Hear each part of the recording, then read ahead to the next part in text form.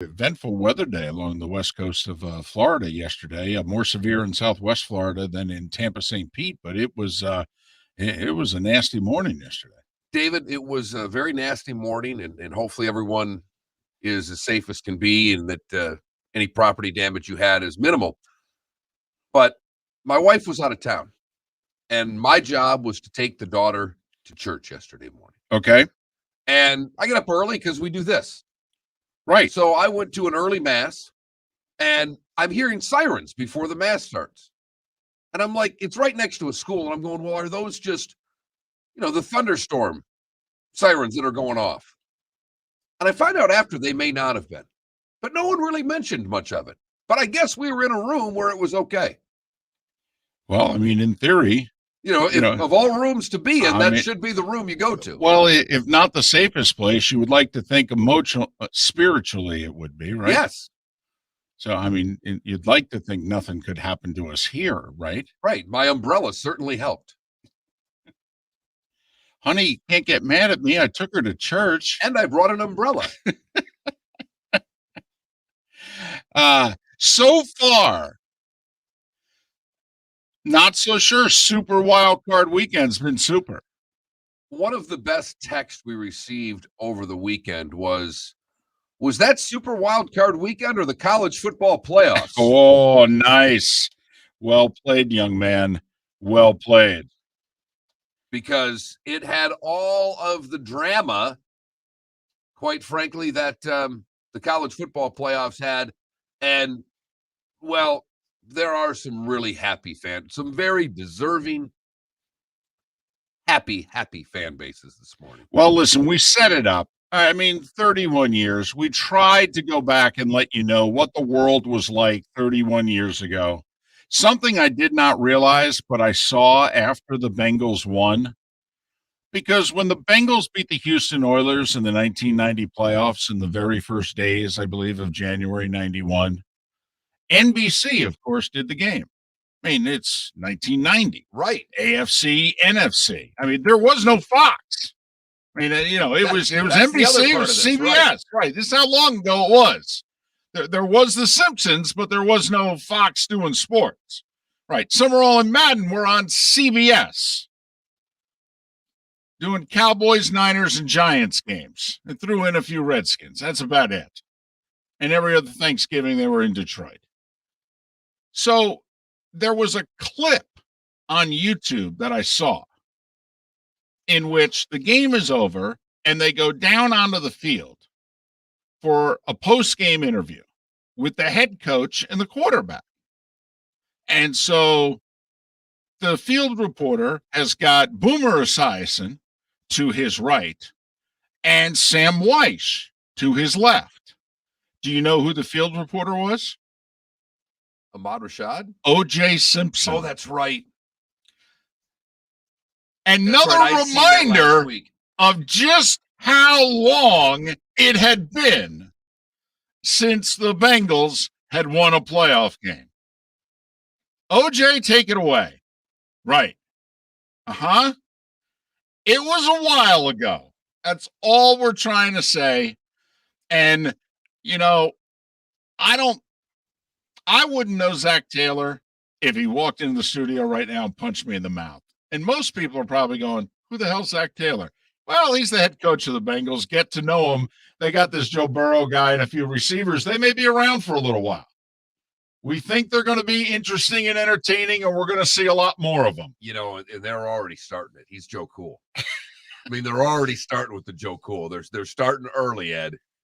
Okay, here's how potentially big and bad this whole Joe Burrow thing could be. My mother texted me and said, I think I have a grandma crush on Joe Burrow. And I go, well, your crush is not as big as my man crush on Joe Burrow. I'll tell you that right now. Colin Cowherd's the one. Do they pass the mom test? Are they a star? Sure. Are they a superstar? That means mom knows who they are. Oh, my mom is all in. All right. And she's a Steelers fan. And she's got no problems with Joe Burrow and the Bengals winning as many games as they can win. So Zach Taylor, after the game, he came up with this idea when he got the job. He's like, listen, one day I envision we're going to win a playoff game. It's been so long. We got to do something for the fans. What is it that we can do for the fans? And so for 3 years, he's been thinking, what is it we can do? And so he comes up with this idea of, maybe, is there a way to give them a game ball? We give out a lot of game balls, but could we give the fans a game ball? So he hands out a couple of game balls to a few players who wanted to do what he ended up doing Saturday night, Mark, is that they all have their favorite watering hole or place that they constantly drive by on their way home or on their way to work. Well, and it probably is the watering hole as well. If not even for a burger and fries, if you know what I mean. These guys all have their places that they want to stop before they get home. They're no different than you and I in the drive home. Wife, kids, and dog can wait another 30 minutes. I'm going to have a Miller Lite and a burger. And so Zach Taylor, there's this one particular place that he always drives by, and he showed up with a player and with his, they each had their son, and they went into the establishment. And of course, there's 300 people there. Place goes absolutely bonkers. And Zach Taylor gives a little speech, say, hey, 31 years, we have put you through a lot, and you guys have been there for us. And boy, were you there for us today. And basically turns to the proprietor and goes, here's your game ball. And obviously, place just goes bananas. It's like they're a part of the team. Absolutely. The only thing that's disappointing about this is that you probably can't smoke in that bar. And 20 years from now, there wouldn't, you're not going to get that same yellow color to it with things hanging off of it, because that ball will be there until the establishment shuts its doors down. And then there's Tampa. The Bucks, who are down their top 2 running backs, 3 of their top 5 wide receivers. And in the opening minutes of the game, their Pro Bowl center and their first team All-Pro right tackle get hurt and have to limp off the field, both looking as if they are likely not to return. And you're like, wow, I mean, Tampa's really vulnerable today. They're in trouble. They sure looked at it at that point. Right. Second half of the year, their run defense had really faltered. Phillies, meanwhile, running game best in the league. Yeah. Mm-hmm. Varsity, junior varsity. There were a couple of those. Well, yes, there was. Ooh. And I'll tell you what, the one Saturday night. Wow. That game seemed to make a lot of people happy. I did not realize the complete hatred that people still have toward the New England Patriots. I don't know about you, David, but the number of texts, the social media comments, the things that I watched, people that I had no idea have this hatred for the Patriots, get it all out on Saturday night. Mark, they did a lot of winning for a long time. I know. And they took down just about everybody. There's very few teams that weren't pelts on the wall during that whole 20-year thing. Man, did people enjoy that blowout. Yes, they did. Yes, I mean, they did. really enjoyed it. Yes. It was like watching Scarface for the 47th time. You know how it's going to end, but they just seem to kick their feet up and say, can you rewind that and play that play again? Here's what most amazed me as we head to our first break. Remember, they played like a month or so ago in Foxborough, and the Bills didn't punt that game either. Right. So this is 2 bites at the apple from the guy who's the best coach that, any of us basically feel as if we've ever seen in just about any of the major sports. And defense is his thing. And they're pretty good on that side of the ball. Thank you very much. And he's got, all right, they had our number the one day. We're going to make some adjustments. Okay, we're going to get this thing back under control. No, actually, Actually, Bill, we're going to beat you worse. We're going to go through you easier. Right. You thought Josh played good a few weeks ago? We're going to show you just how well that young man can play. Right. And anybody worried about the quarterback position in this league can take a break because we're in great shape right now. Let me tell you, Mac Jones had a really nice rookie year. Mac Jones may turn out to be a really nice player. Mac Jones looked like he was in college compared to the guy who was playing for Buffalo. Woo! Did he look good? This just in. He threw another touchdown. We are Miller and Moulton, if you're hearing us for the first time, and we are a part of the Florida Sports Network.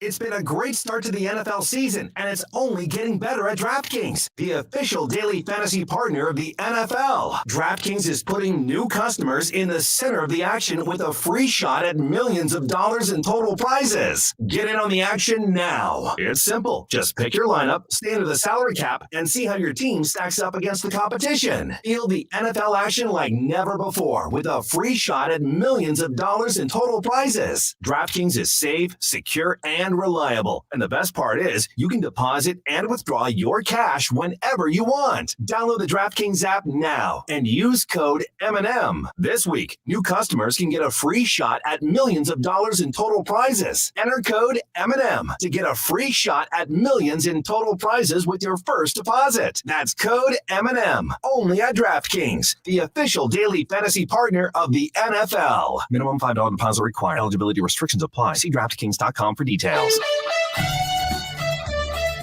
You're listening to Miller and Moulton on the Florida Sports Network.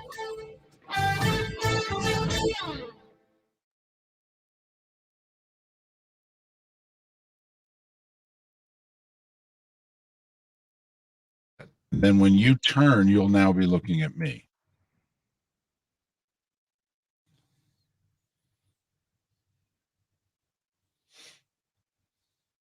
Mark. So I Aren't went you to that start in Mark 20 Miller? seconds earlier, and when I clicked start, it messed up the order of it, so I had to reassemble it on the fly. I'm sorry. Okay. If that's the case, I don't know if you can hit me. We just got to make sure we open with the open of the show.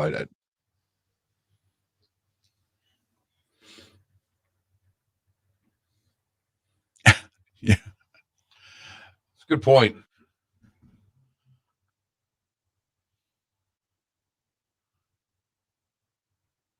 Thought that was a first down, by the way. Well, I will say replay showed he was. I know. Yeah. I know, but we don't replay every time someone's tackled it. It just Under 2 minutes ago. I know. It's the game. Oh, it's just disappointed. Johnny Mack, it's just disappointing to get a bad game. And we kind of had a feeling it was going to be a bad game. Ooh. It's going to be cold there, Sonny.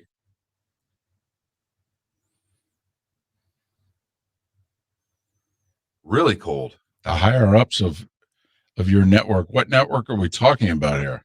Florida Sports Network, David. It's the only one we work for. Oh, I don't know. I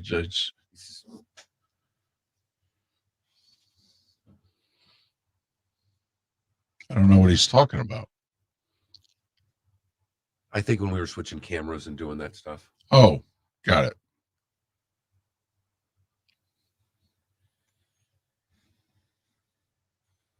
So I bought my daughter a video game. I was going to buy it for Christmas and I forgot. So I bought it just a random game. And so she's been playing that. She's already better than me. She's 7. Right. So Jake shared the golf game with me. You can actually game share. So I have the best golf game. Maddie and I play alternate shot. She loves it. So when my wife comes back after 2 days and I say, what'd you guys do? Well, we played video games. Would do it all day too. All day. Hey. Get her a scholarship that way. The DraftKings spot. Got it. Yeah. Yeah, we'll get it changed today.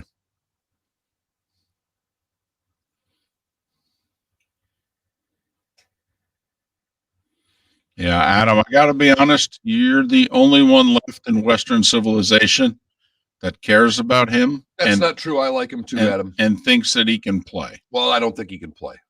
All right. I Adam, think he's a really good backup. He's a quality backup quarterback. The other thing, Adam, is he doesn't have a good reputation as a guy. Just so you know. Not Just that he's a redneck racist, or because that's what I do. And he's just not necessarily a team guy. He's like full of himself.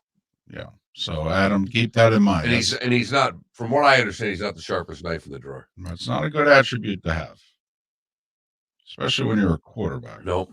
Wide receiver, it's kind of understood. I was about to say.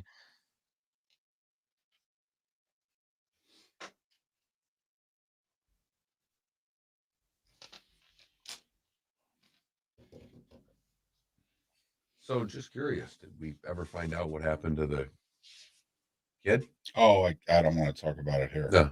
But yes. No, we've yet to find out. I'm going to try to do some R&D today. Yeah. What usually ends up happening is I'll take the dog out a few times, and at one point I'll see someone. So we'll see. Right. We'll see. But otherwise, no, I'll just lay low. I mean, I would figure at some point somebody has to come and knock, don't you think? 30 seconds. One would think. I mean, just out of Respect. sheer horror. Right. But we'll see.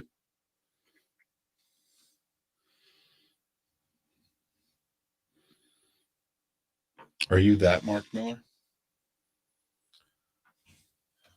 10 seconds. I am. I almost always get that.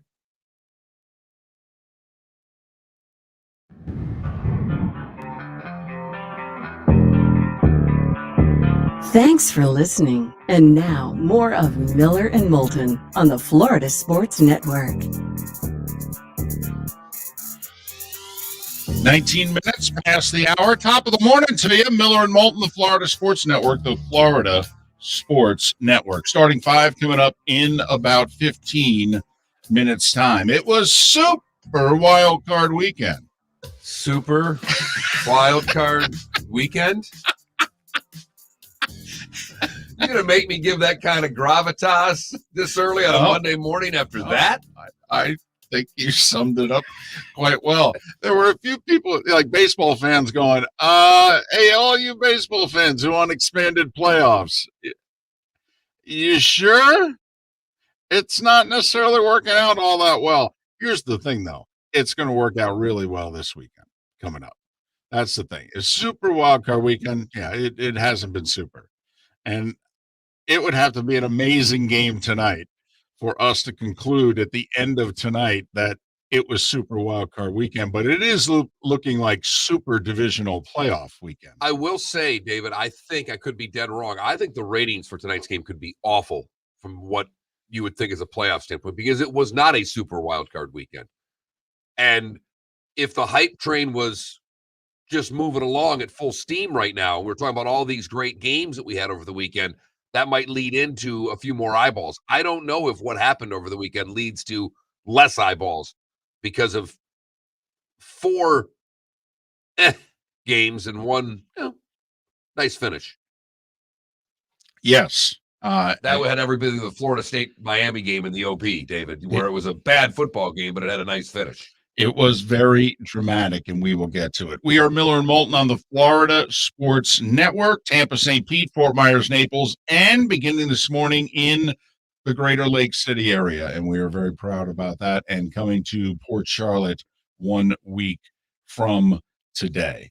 All right. The Cowboys game.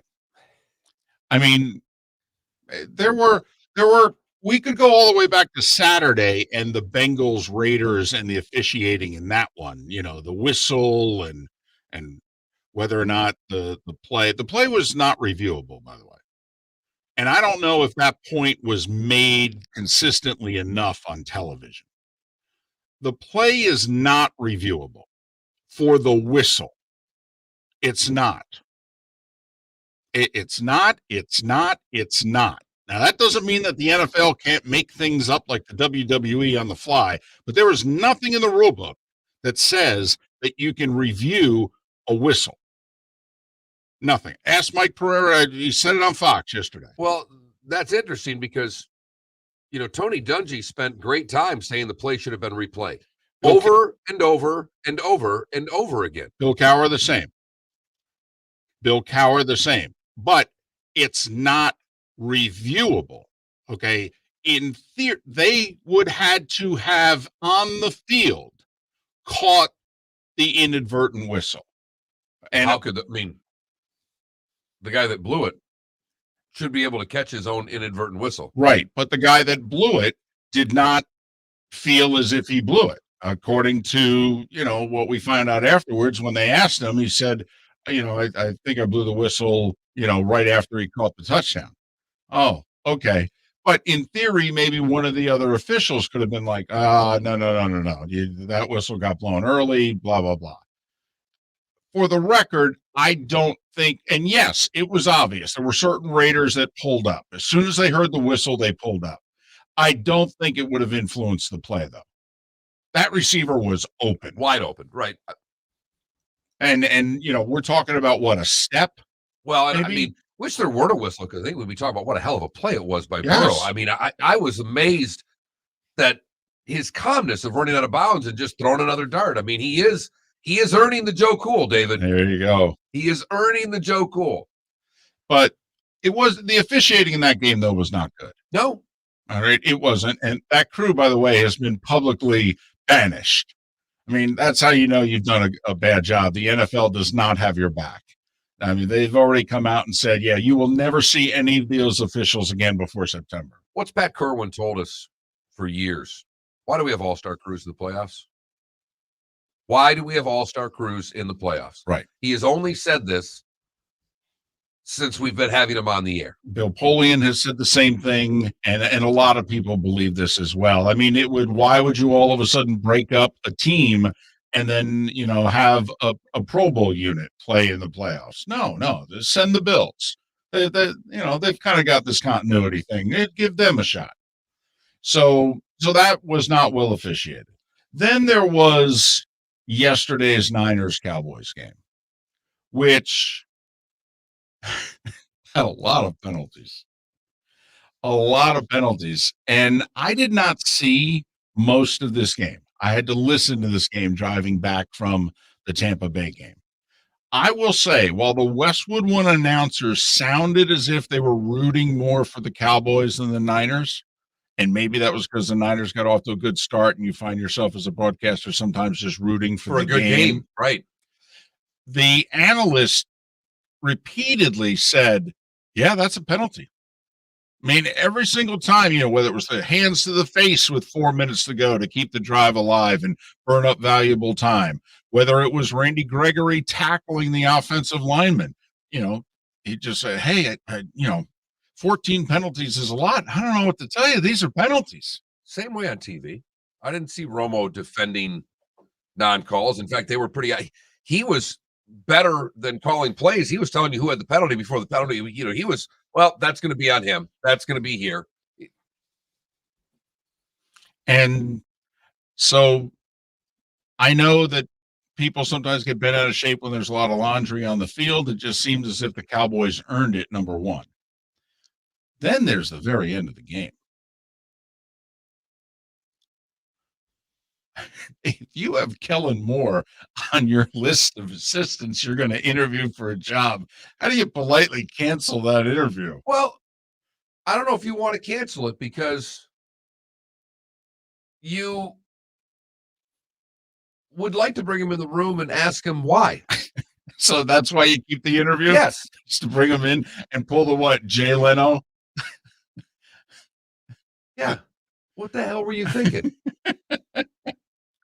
I couldn't believe it when they start running the play. I start looking. I'm like, wait a minute. They have a timeout that I miss? What's going on here? Did they add time? No, it's still 14 seconds. I mean, we have all been watching football for a decent length of time, and there was a time where you needed 18 seconds, and then there was a time in which you needed 17 seconds. But nowadays, about the fastest that you can run the play, run up and down it, Now, I'm not saying that there haven't been times when teams have done it in 13 or 14 seconds, but for the most part nowadays, something over the middle of the field, run up, set up, clock it. It's a 15-second deal. 15 seconds. Well, when you're starting a play with 14, not to state the obvious, you only have 13 seconds. You can't use the 14th second. That's a problem. So you have 13 seconds. Will say, I'll give Romo a lot of credit there. Romo and Nance had it all the way of what was going on. I've got 14 people texting me that was a BS call, that was BS this. And Romo and Nance had that perfectly. I mean, perfectly. Not only did they explain what had to happen, then they explained why. I thought they did a terrific job at the end of the game. I don't know why people quit listening to what they were telling you, because they explained it perfectly. There was no need for anyone to send a text saying that was BS. No, it wasn't. The umpires got to touch the ball. Tony Romo and Jim Nance pointed that out to everybody listening with complete clarity, mind you. Did a great job. Now, the umpire is going to be chastised because he seemingly did not keep up with the play. He was way behind the play. Yes. And so that there's no doubt him having to touch the ball, that's a rule, but he was not keeping up with the Cowboys. There is a, what's called an all 22 shot, which, is exactly what you think it is. It's wide enough and high enough that you can see all 22 players that are on the field. And there is an aerial shot that basically shows that he's a good 15 yards behind where everybody else is congregating as they're trying to, clock it. We'll get with Pat Kerwin tomorrow a little bit specifically on this one, David, because he stood in his same position the entire play. But what I don't know is, when is that guy supposed to start moving to the next play? When the play's over or during the play? Because the quarterback started running. He stayed still. He's got to watch offensive linemen for holding. I don't know if he was behind the play that much. Well, he was a good 15 yards behind the lineman, though. The lineman at some point stopped blocking and started running to get in position, and he did not go with them. There's no doubt.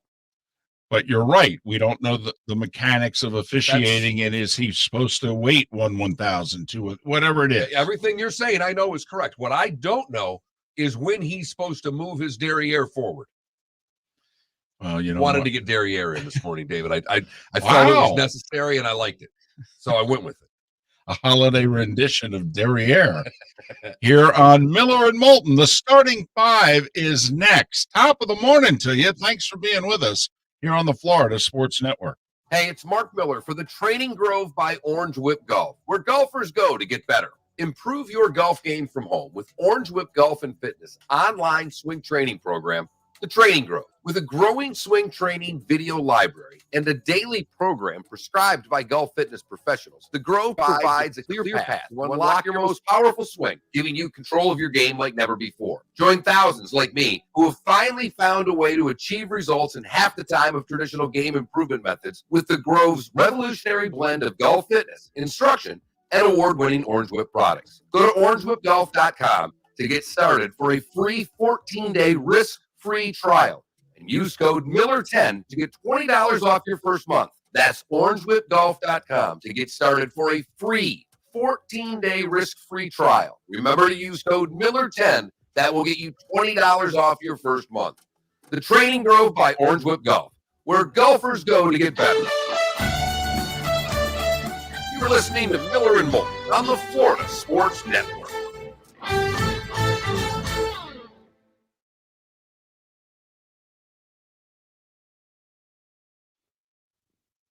So there's an echo on Twitch. Is that what you guys are telling me?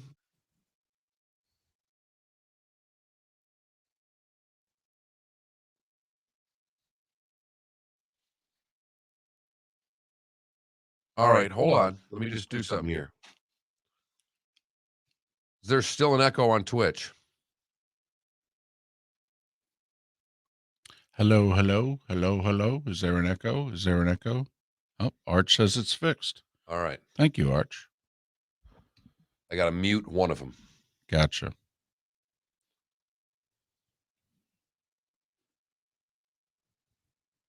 Oh, Johnny Mack, I said it all last week. I think there are two coaches that I don't think can afford to lose in the first round, Mike McCarthy, and I think even Cliff Kingsbury's in trouble. Wait a minute, it's not gone? Oh. Not now. All right, hold on. I think you were saying no to David asking if there's an echo. Oh, we're good? Okay. Thank you, everybody. Oh, great. All right. Thanks, everyone. Thanks. All right, let's do this.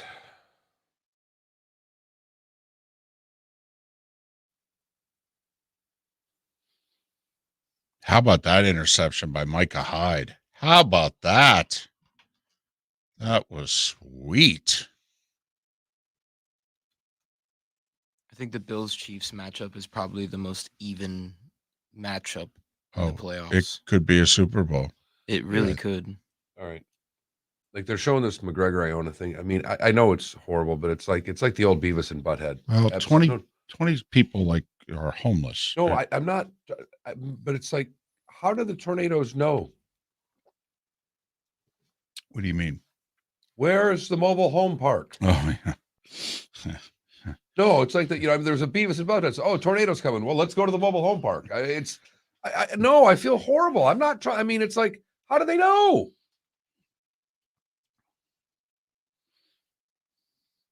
That was a check for an interception was fairly athletic.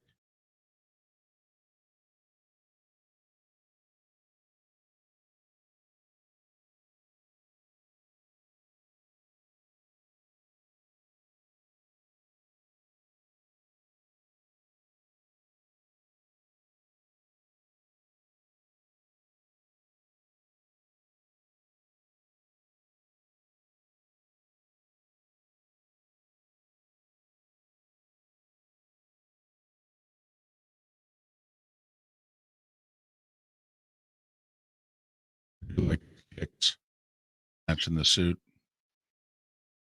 There you go. If you're going to wear tennis shoes. See? Allah. See what I'm saying? Nice. Nice.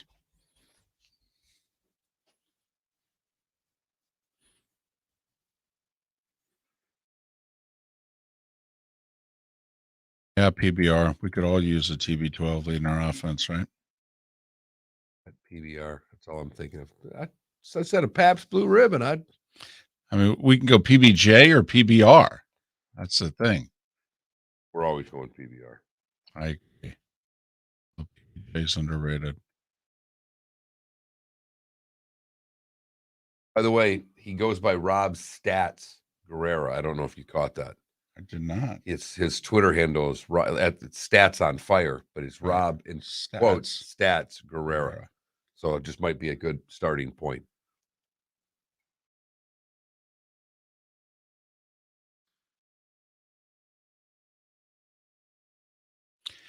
Canada relief. I'm okay with you score a touchdown. I'm okay with any celebration. Besides, he's just channeling his inner TO. Just trying to freshen it up. Something new. 20 seconds.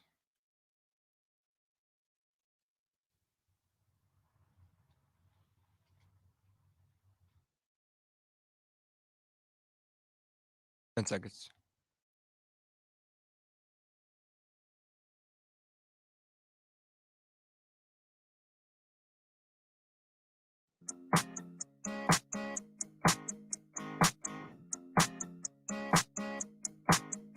You're listening to Miller and Moulton, exclusively on the Florida Sports Network. 23 minutes before the hour on this Martin Luther King Jr. holiday. Thanks so much for being with us, Miller and Moulton, on the Florida Sports Network. The Florida Sports Network, thrilled to be in Lake City and the surrounding areas this morning for the first time. And for those already listening in Tampa, St. Pete, and Fort Myers, Naples, we thank you for that. All right. The network's expanding. We really have to be on our game now. Tight in and out of breaks, poll questions, more effort into producing the show. So they say. But what do we have for a poll question? We have one. That's tremendous in the 6 o'clock hour. And we had one before the show. What is more overrated? The Dallas Cowboys? Uh-huh. Or the state of college football in Florida? Oh, wow. Wow.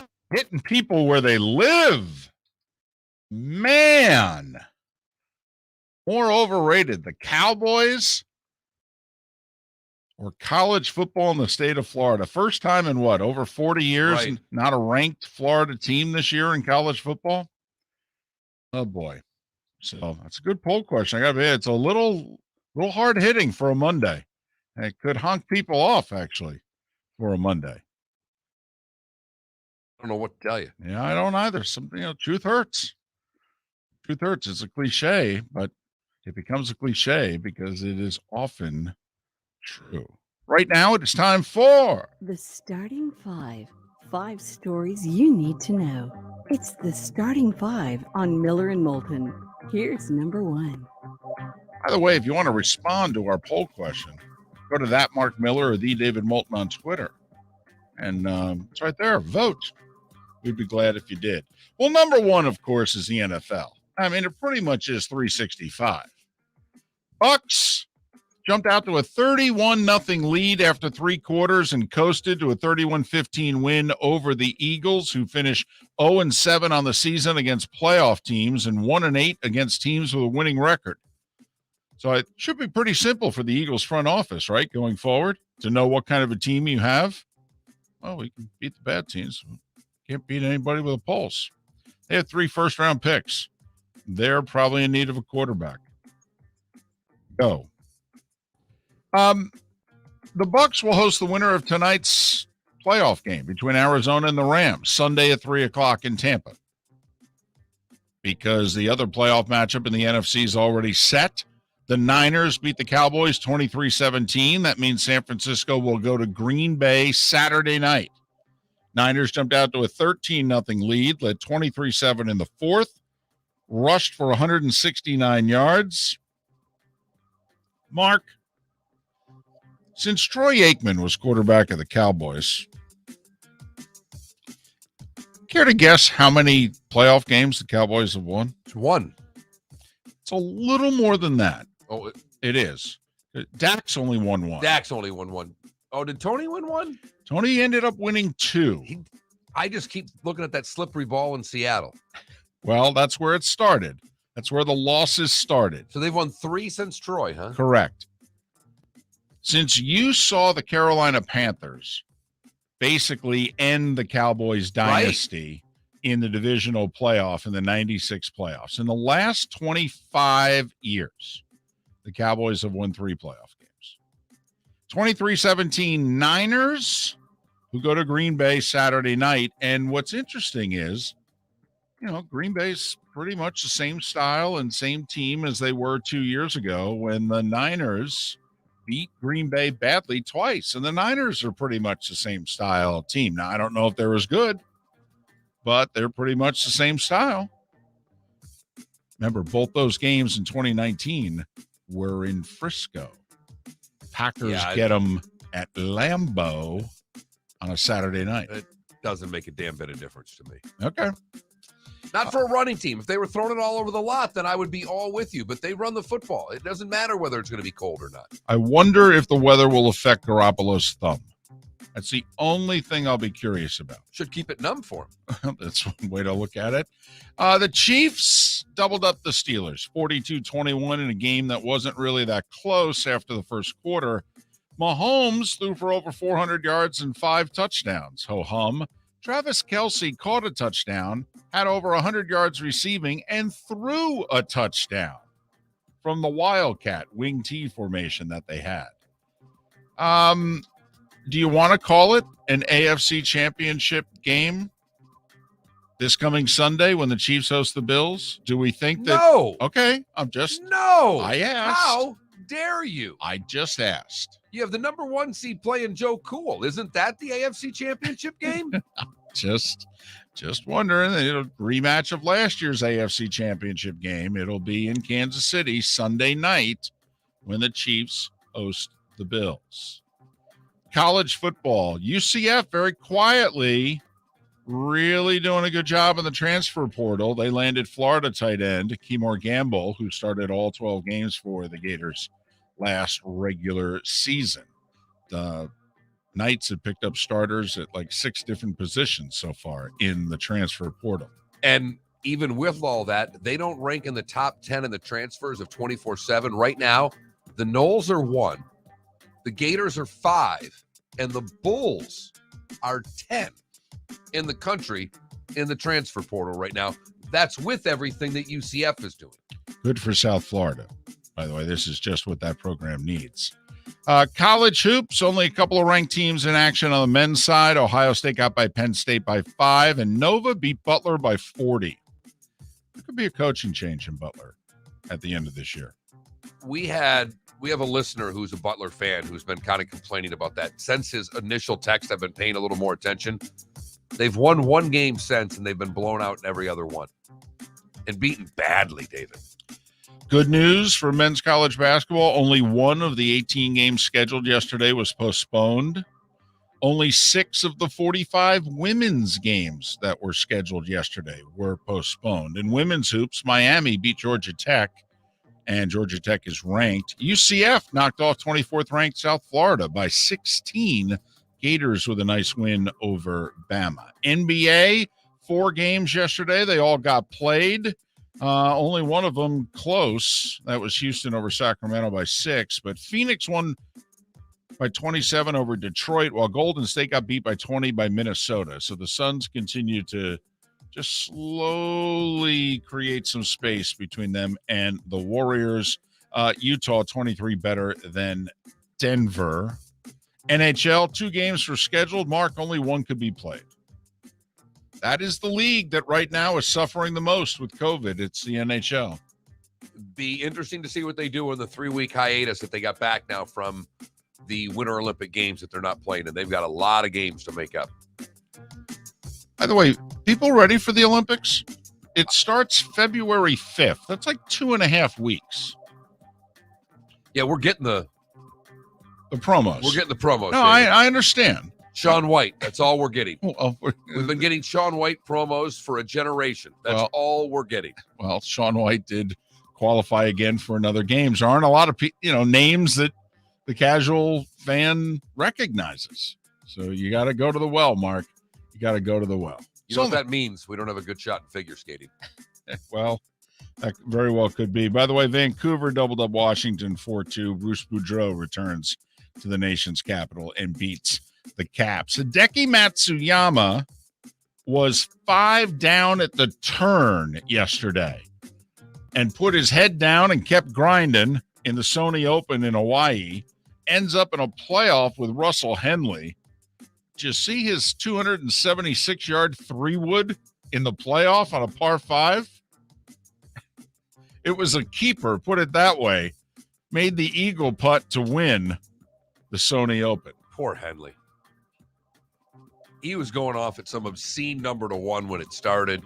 Looked as if he had that sucker taken care of. 5 up at the turn, and it's not like he fell apart on the back 9. Right. And finally, well, it's the story that seemingly now is over, because the Australian Open has started without Novak Djokovic. In case you weren't following it over the weekend, Djokovic lost his hearing before the Australian court, and he was subsequently deported. In fact, I believe earlier today he was spotted in Dubai.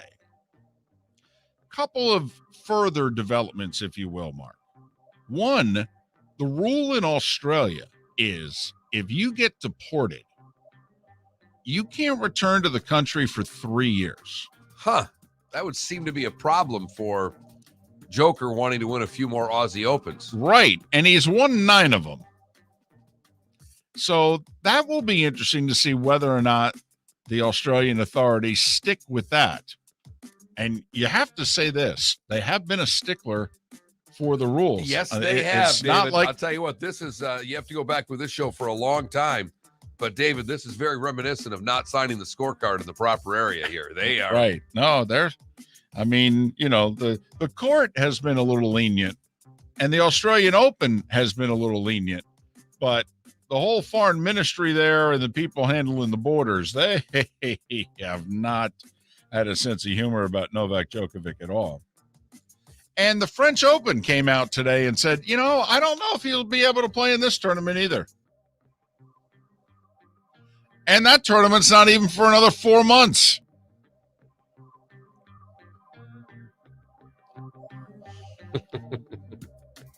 If this was going on in this country, it'd be the lead story on the news. If he was an American, it would be a bigger. Yeah. It would, we've said this for the longest time. We've had the greatest era of men's tennis in the history of the sport that this country didn't notice because none of the players are American. Roddick, the answer to the trivia question, the last American man to win a major, won the 2003 U.S. Open. Andy Roddick, the answer to the trivia question.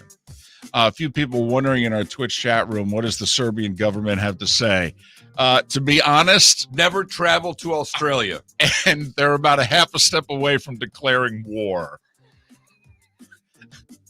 They're unhappy. Wag the dog. Right. Australia is another name for Albania. You got that right. As far as Serbia is concerned. And that, Mark, was... That was the starting five every weekday morning at this time on Miller and Moulton.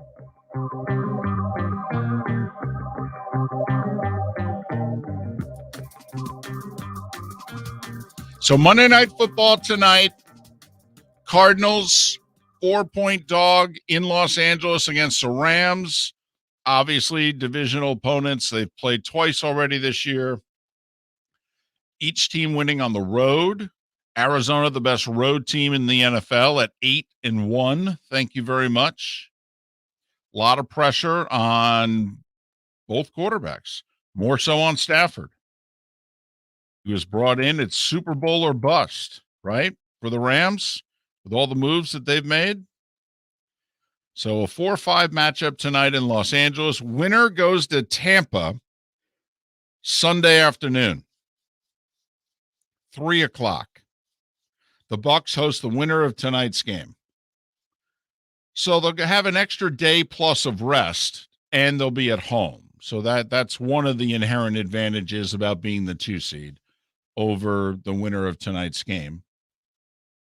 You excited about Monday night for a wild card, or do you think the NFL is extending this a little too much? I'm never the right person to ask for this because I know people can't get enough football. They watch all these bowl games. I saw the numbers. When Georgia State did over 1 million people, I shake my head and others go, what do you mean? It was a great football game. I have very little interest in this game in a 6th wild card game in 3 days. Do you think you'd have more interest if Super Wild Card Weekend had been even remotely super? Yes, I do. We were given two games that finished well. Yeah, 2 competitive games. Bengals Raiders was competitive. And Niners Cowboys was competitive. But they were good games. They were nothing more than a good football game. Right. Chance for a great finish of both. And I think Dallas San Francisco was actually a pretty bad football game that gave us a above average fourth quarter. I mean, it seemed like it happened so long ago because it happened Saturday afternoon, but there was an awful lot to that Bengals Raiders game at the end. The Bengals getting so conservative with their play calling. I mean, taking the ball out of Burrow's hands for not just the final possession, but really the final 2 possessions, trying to milk it. And then, Carr, who I thought did a terrific job under adverse circumstances, but I didn't understand him clocking it on first down from the 10. There was 30 seconds left. I mean, you've got enough time here, and you can take, listen, I've never been in that situation, obviously, but it seemingly, that is something that is practiced once, if not twice a week. There are simple calls, simple names, whether it's, each receiver runs a fade, whatever. I thought that there was enough time to use that play. to run something that they routinely practice in their 2-minute drill. That I don't think you can waste one of your 4 chances to tie this game. Because the other thing, and I don't know if you were thinking it, I was wondering where they were going to go for the win. Totally. Almost tweeted it out. If they score, do they go for 2 here? Because you're the first one that I think made it stick in my head, David.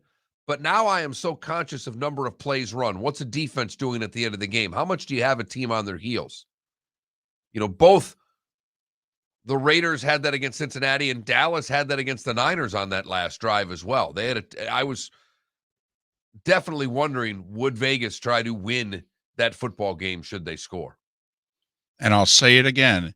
It's a rule change that I would make instantly is in overtime, home team gets the ball first. It's part of home field advantage. I would eliminate the coin toss and I would have it because, Mark, I think that would play into the strategy there. If I'm the Raiders and I know Joe Burrow's going to get the ball to start overtime, I may never see it again.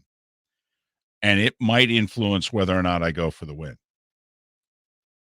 I also just think it's something that the team has earned being at home. There should be more advantages to being at home.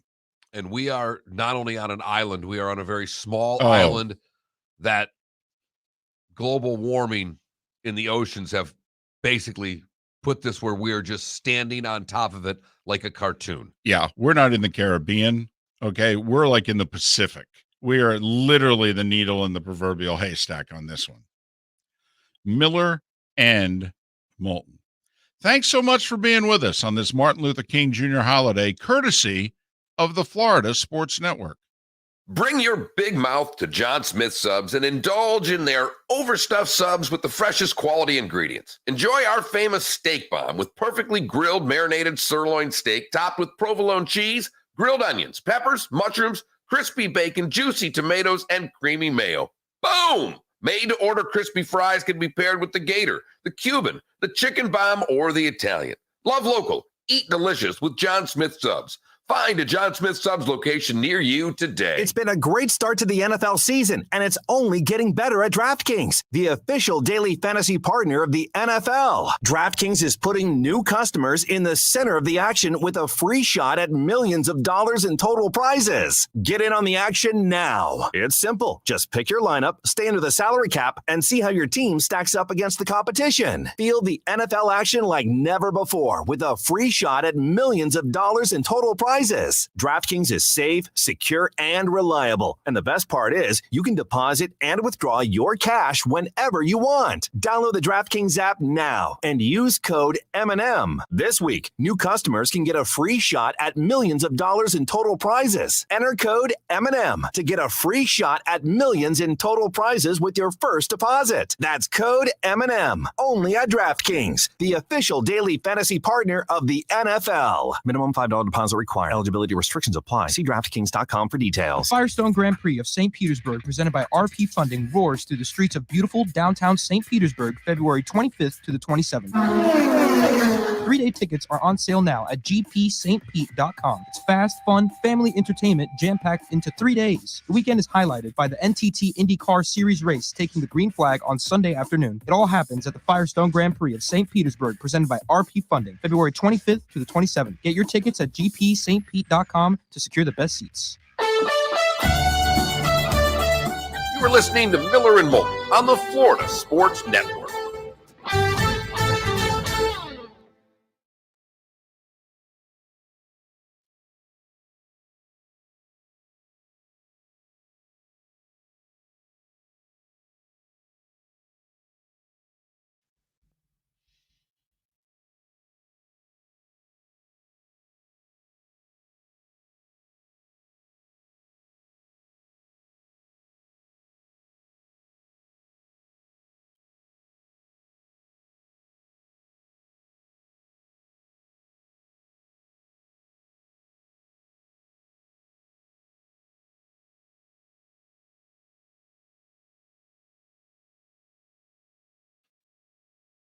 tell me.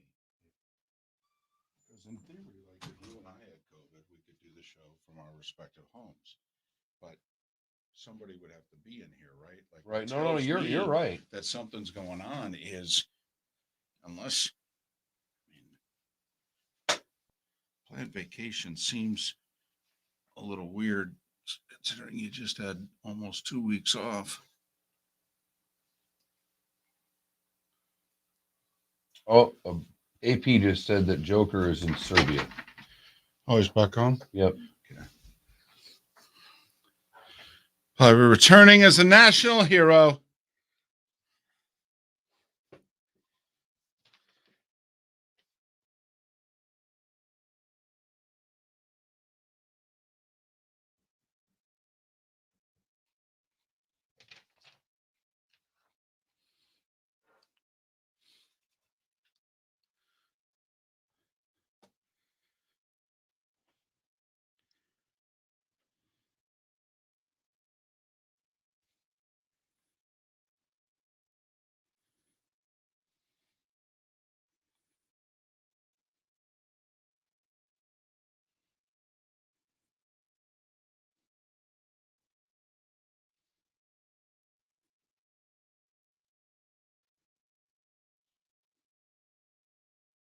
I think let's do this segment on who the Bucks, who the Bucks should be rooting for tonight, or how do we take this Okay. from that standpoint?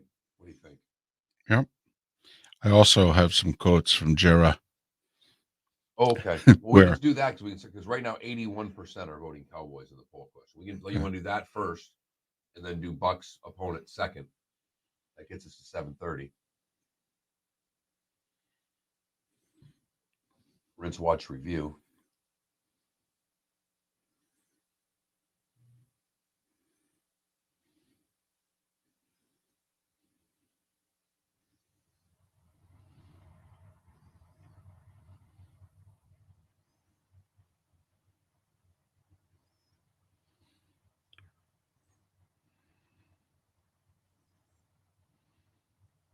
What? Most of the Niners Cowboys was not correct. What?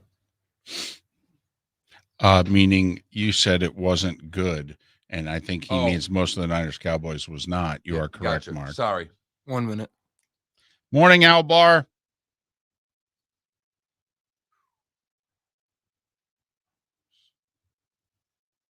Bosa didn't play.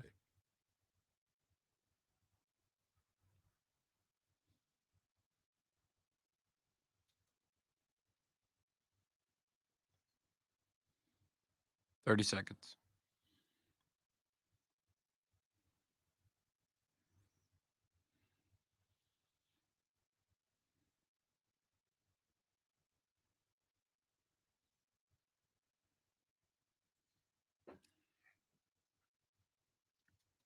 Ten seconds. We hear you.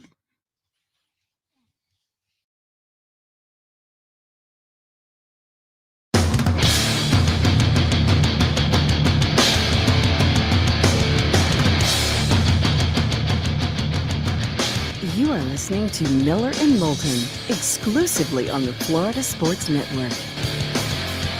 And now, here's Mark Miller and David Moulton. Minute and a half. Past the hour. Top of the morning to you. How the heck are you? Miller and Moulton on the Florida Sports Network, the Florida Sports Network, which is growing. This morning, we're in Lake City and the surrounding areas. Top of the morning to you. I'm David Moulton. That would make me Mark Miller. Hence the name Miller and Moulton. Did a lot of work on that. A lot of research. Right. A lot of consultations. Right. Yep. I think the over-under was, if it was Name That Tune, I think it was we could name that tune in one note. Yep.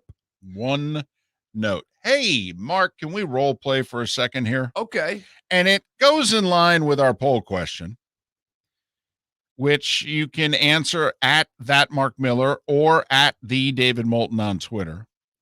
More overrated, the Cowboys or college football in the state of Florida? Oh, I know that hurts. It hurts. And none of you want to vote for that. Right. But it hurts. Come on now. You can acknowledge it.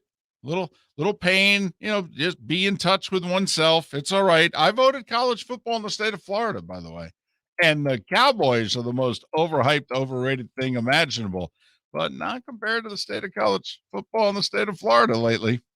Let me tell you. But along the lines of the Cowboys, Mark, I just want to read to you a quote. And I want you to pretend that you are Mike McCarthy, the head coach of the Dallas Cowboys. Okay. And your boss, Guerrera. Because, of course, he met the media after the game. Well, of course he did. Right. That's what he does. Yes, he does. Probably talked more with the media than he did with his coaching staff and the players. And here's one of the many quotes from Jerry, and I just want you to give me your gut reaction as Mike McCarthy. Okay. When you get home and someone close to you says, "Did you see what Guerrera said?" Well, what did he say? He says a lot. Well, Dad or honey or whatever the case may be, quote, "When you get this combination of players together, you need to have success," unquote. Remember, we won the division. It sounds like he doesn't consider that success. Neither do we. Mm-hmm. Remember last week, Dad, he did say Super Bowl or bust. Hey, we got some mail last week. There's been a lot of houses in this neighborhood selling. Can you give me that that card we got? That pamphlet? Yeah. Right. Uh-huh. Yeah. Caldwell something was on there? Yeah. 21st century what? Right. I said it all last week, and I wasn't playing around. And for those of you who are new to the show, we are not clickbait guys. We're not. We don't do shtick. All right. We try to be informative. We try to be entertaining, but this is really who we are, and what we say is truly what we think. And I said it last week when the number of head coaches that potentially we have available are 8, and that is if you include Las Vegas. I said, I think it's going to go up. And here, let me start with this. Vegas is going to have a new coach, right? I don't know. I will say this. The players are lobbying for him. And that's the owner in which I think something like that could work. Unless he can get Jim Harbaugh. Well, that's a different animal, obviously. Because if that's the case, he's going to get him. Right. And I think Harbaugh's going to the Bears or the Raiders. I really do. But McCarthy. Mm-hmm. Is he going to get fired because of Kellen Moore's call? Well, he's going to get fired because they lost. And because they had 14 penalties and they lost. And they were the most penalized team in the league this year. And Guerrera believes that's a Super Bowl team. He believes that's the most talented team he's helped put together since they were a dynasty. Whether he's right or wrong doesn't matter. He might be close to being right. It doesn't mean it's good enough to win a Super Bowl. Right. But Guerrera believes that is good enough talent to go very deep into the playoffs at the very least. And Mark, yes, they won the division. Arguably the worst in football. Well, I was being very flippant when I said that. But also, here's 2 things that I believe should jump out and is an indictment for Mike McCarthy. They went 6-6 against the rest of the NFL. They were 6-0 against the NFC East. They were 6-6 against the rest of the league. They have a losing record against winning teams. They have a losing record against playoff teams. They were the most penalized team in the league. And sure enough, all of that bore out yesterday, late afternoon in Dallas. David, there's nothing to argue with what you've said. You were a DAC guy coming out of college. That doesn't mean you're a DAC guy now. but you had sung his praises, and I think he's exceeded maybe what you thought was going to happen. Here's my question. How good is he? He made some throws yesterday that I question whether or not he's a top half quarterback in the league. He's certainly not a top third, and we know that. But whether he's a middle third and what end of that middle third he's on, I see a lot of Kirk Cousins in Dak. I don't try to compare guys, okay? Right. It's not my thing. I'm not trying to say he throws like him or acts like him. I don't care about any of that. I'm saying that he's overrated and he beats bad football teams. And he looks good against bad football teams. And he sometimes looks good in losing against good football teams. But at the end of the day, when Dak Prescott is the quarterback that you need in order to win a game, I don't think he's good enough. I think he's Kirk Cousins. I actually texted a friend of ours yesterday, Cousins or Dak, because I didn't know whether you were driving or not. Of course, he answered Kevin Durant, and you had to have listened to this show for quite a while to understand that, because there was a question about 10 years ago asked Blake Griffin or Kevin Love, and David answered Kevin Durant. It's probably 12, 15 years ago now.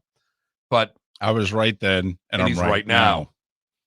And maybe the person answering the question who said Kevin Durant when I asked Dak Prescott or Kirk Cousins was right then as well.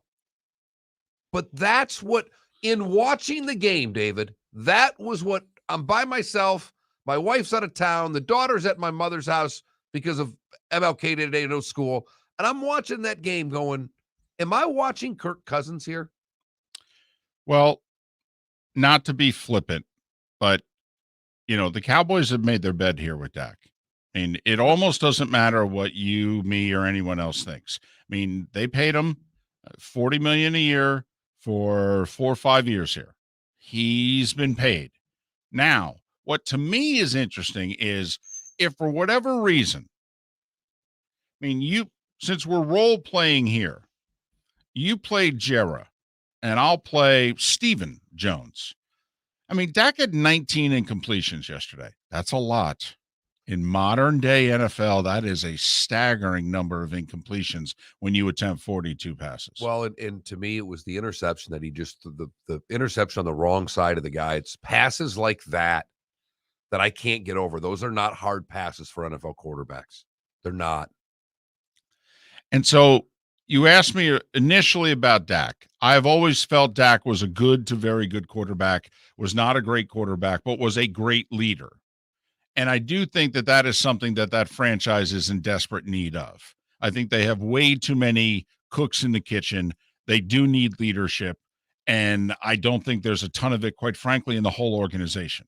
So I actually think Dak is needed. That organization needs more glue, quite frankly. And Dak, I believe, is one of the few glue pieces in that entire organization. So I think he has more value than what he delivers on the field. Okay. But if he were a middle linebacker, I would be on your side. As a quarterback, I need the guy to be able to complete passes, David. I think there are a few issues here, but yeah, there's no doubt about it. And the fact that CeeDee Lamb was invisible in the second half of the year, we need to sit down and have a conference as an offense here, offensive coordinator, everything. How in the world can this guy be invisible? David, we don't need a conference. We need a retreat. Yeah, absolutely. We need to go back to Cabo, I think, David. The Cowboys need to go have a little retreat in Cabo. But I do believe that the Cowboys have largely overvalued their talent. Like, they have 2 or 3 terrific offensive linemen. They also have 2 guys who are beaten on every play on that offensive line. So the line is a dichotomy in and of itself. Both running backs are interesting. Pollard seems to be the better back right now. He's the least durable of the 2, and the other guy is the one getting paid. And the other guy has no interest in being the number 2. Right. And quite frankly, with what you're paying him, you can't make him the number 2. I got you. But he can't even accept it when the game's going that way, it seems. To your leadership point earlier, David. Going back to the play calling, I think they ran the ball 16 times yesterday. And threw the ball over 40. Now, I know they got behind early, but, come on now. The Niners were down 17-0 to the Rams a week ago and kept running their offense. you've got to 14 points is nothing in this league. No. When you start acting like 14 points is insurmountable, then there's a whole lot of problems with how you're running your offense, to be brutally honest with you. But let me just throw this out there. You're Guerrera, I'm Steven. And you're hot. You can't believe we're one and done. You think that we're a Super Bowl contender, et cetera, et cetera. And then I say to you, well, do you think quarterback's one of the problems? And you go, yeah, but I can't say it publicly. All right. We don't have a lot of options here. There are very few. You can count them on one hand. The guy is making 40 or thereabouts. So you know where I'm going here. Oh, no, you're glued to this quarterback. Unless we're going to trade our $40 million guy for somebody else. And there's only two options. Kirk Cousins and Russell Wilson. And Aaron Rodgers is not. Okay, well, then there's three. You brought up Cousins. The problem with Cousins is he's only got 1 year left on the deal. All right, and so now I got to play the Kirk Cousins renegotiation game, and he's got the leverage. So I didn't think of Cousins. I thought of two guys. I thought of the guy in Houston who beginning this coming season's making 39 a year. I thought of Russ. I mean, Russ is what, 33-ish? He's an accurate quarterback. He's also a leader. I got you. More that of a means winner. Someone on the other end is going to have to absorb that salary for a quarterback that's not worth it. David, the Cowboys are tied to Dak. No one's taking him. Well, but to me, you could do a Dak Russ trade straight up. Russ is better, but Dak is 6-7 years younger. Yeah, David, I would never, and I mean ever, make that trade in Seattle unless you are handing me draft picks with it. All right. This is Staff and Goff, and you're paying me to take Dak off your hands with draft picks. Okay. How about this? Very quickly. I'll give you Dak and a first. Got to remember, you're Seattle. You don't have a first. I got you. I'd need a first and a third. There'd be more than that, and you'd probably be willing to give it. Well, yeah, if I'm willing to give you Dak and a first, you want me to throw in an appetizer? Sure, right. I'll throw in an appetizer. Right. But you know what I'm getting at. And I that do. would be, but then we just had Stafford and Goff traded for one another, and both guys were making 30 plus. So don't think this can't be done. It just happened. Right. But at least in Goff's case, I can argue he took you to a Super Bowl. Right. So, but that's a quote from the boss. And we now know clearly where he is coming from. And you tell me, does Mike McCarthy see Wednesday? Because I say no. I don't think he gets fired today because there's a game tonight. I think he's fired Tuesday. Miller and Moulton. When we come back, we'll talk about the Tampa Bay Bucks and who would they be better playing, Cardinals or the Rams? That's next on Miller and Moulton right here on the Florida Sports Network. Hey, it's Mark Miller for the Training Grove by Orange Whip Golf, where golfers go to get better. Improve your golf game from home with Orange Whip Golf and Fitness online swing training program, The Training Grove. With a growing swing training video library and a daily program prescribed by golf fitness professionals, The Grove provides a clear path to unlock your most powerful swing, giving you control of your game like never before. Join thousands like me who have finally found a way to achieve results in half the time of traditional game improvement methods with The Grove's revolutionary blend of golf fitness, instruction, and award-winning Orange Whip products. Go to orangewhipgolf.com to get started for a free 14-day risk-free trial and use code Miller10 to get $20 off your first month. That's orangewhipgolf.com to get started for a free 14-day risk-free trial. Remember to use code Miller10. That will get you $20 off your first month. The Training Grove by Orange Whip Golf, where golfers go to get better. You are listening to Miller and Moulton on the Florida Sports Network.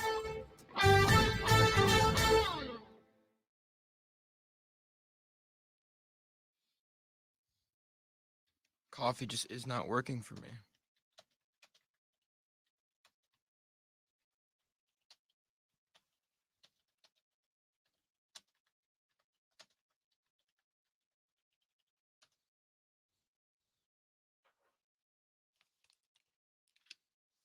I'm sorry, I missed that. Run it by me again. Coffee is ineffective. Huh. I've tried. Well, do you need to You know go? who Les, Do you need to go run around, do a lap? you know who Les Gross- Might start doing some sit-ups. Who left what? Les Grobstein, is that name ring a bell with you? No. Chicago radio person. Okay. Chicago sportscaster. Just they put out his found dead at 69. Huh. I do think, RCB, that if Jerry moves on, I think he will try to promote Dan Quinn and get Dan to keep Kellen Moore. I don't know if Dan will do it.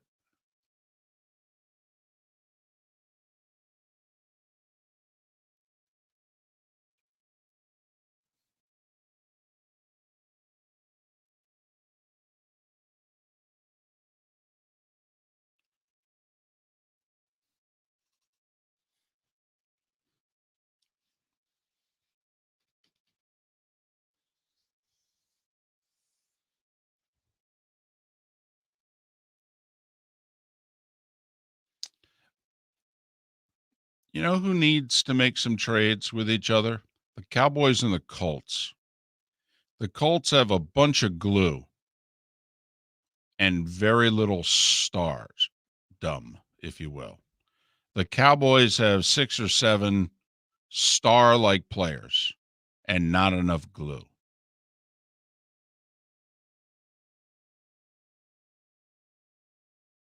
Like, imagine CeeDee Lamb on the Colts.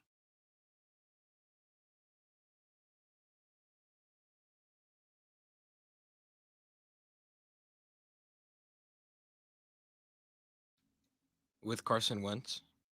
Well, they're probably moving on. After 1 year. Yeah, they're only owed $15 million guaranteed for next season, so they can move on from that. Now they got to figure out who they're going to move on to.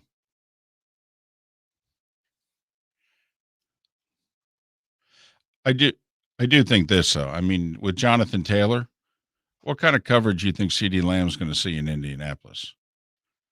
You put CeeDee Lamb out there, if you feel you have to double him, then that it's going to be really tough to put 8 in the box for Taylor. And if you feel like you need to put 8 in the box for Taylor, CeeDee Lamb's going to be single covered. But is there a reason why you? Is there a reason why you? Hang on. Just, I don't. Dak Prescott, did you see these quotes? Yeah, about the officiating and then say that they were justified in throwing things at the referees. That's not a leader. Well, it is the first time in his 6 years there that he fell down on the job. Dak will end up apologizing today. I know. He meant what he said. He did, but he was wrong. And he screwed up. I can give the guy one mistake in 6 years. Yeah. Oh, hey, off the field, he doesn't make it. On the field, he makes all kinds. Well, yeah. He's not good. But I thought Troy had a funny line about Brady yesterday. Early in the game, he goes, Joe, I don't think he was ever ugly, but I do think he's getting better looking with age. It's true. Did you have any of that 8 beer? It only available in Texas. What the hell? Yep. Don't you know anybody? Well, don't worry. No. We're still going to get some. I think he's going to try to bring some to Green Bay and hand it out. So, oh no, we were giving him a hard time about it. 30 seconds. Like, hey, well, something for the effort here.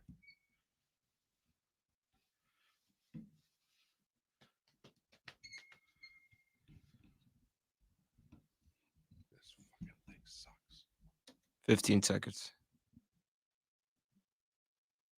You're up late with school?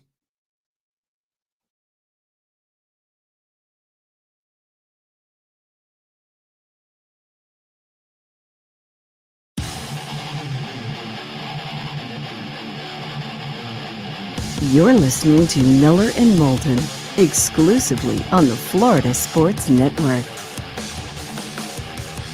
22 minutes past the hour. Top of the morning to you. Miller and Moulton on this Martin Luther King Jr. holiday. Here we are on the Florida Sports Network, the Florida Sports Network. And for those of you listening in Lake City and the surrounding areas, great to have you aboard. If you've never texted the show before, and we're guessing you haven't, Here's a real easy way to do that.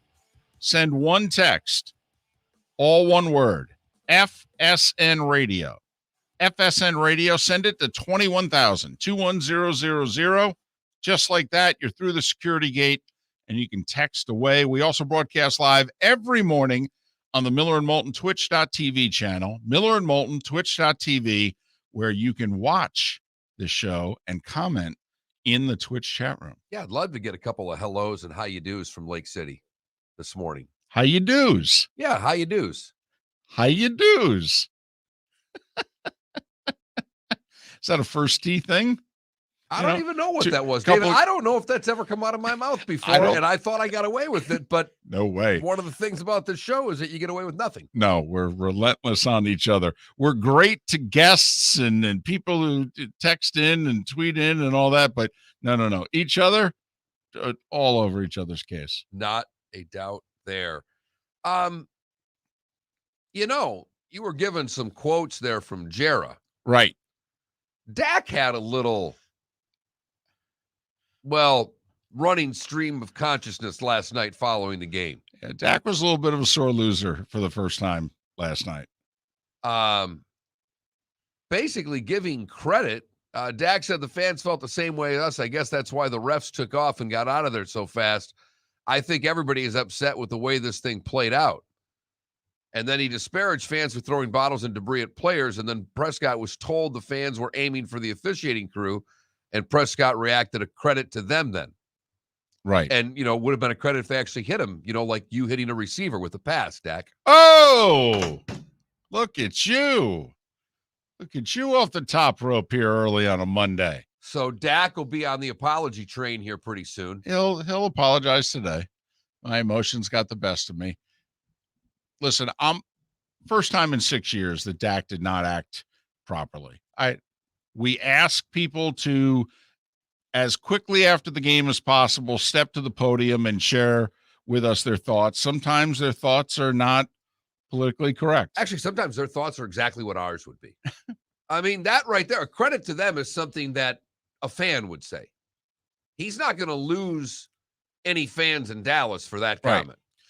It is fascinating. Most of Western civilization believes that the Cowboys were nothing short of idiotic for running the quarterback draw that they ran there based on the formation the Niners gave them. The Cowboys are adamant. We practice this all the time, and we routinely get this play done in less than the allotted time that we had. And the Cowboys were adamant that the officials blew it, not them. And look, we're going to see all day today that umpire who starts behind the play. And that's why, love to hear from more officials, although I don't know if we will today. But the umpire stayed in position of where he was.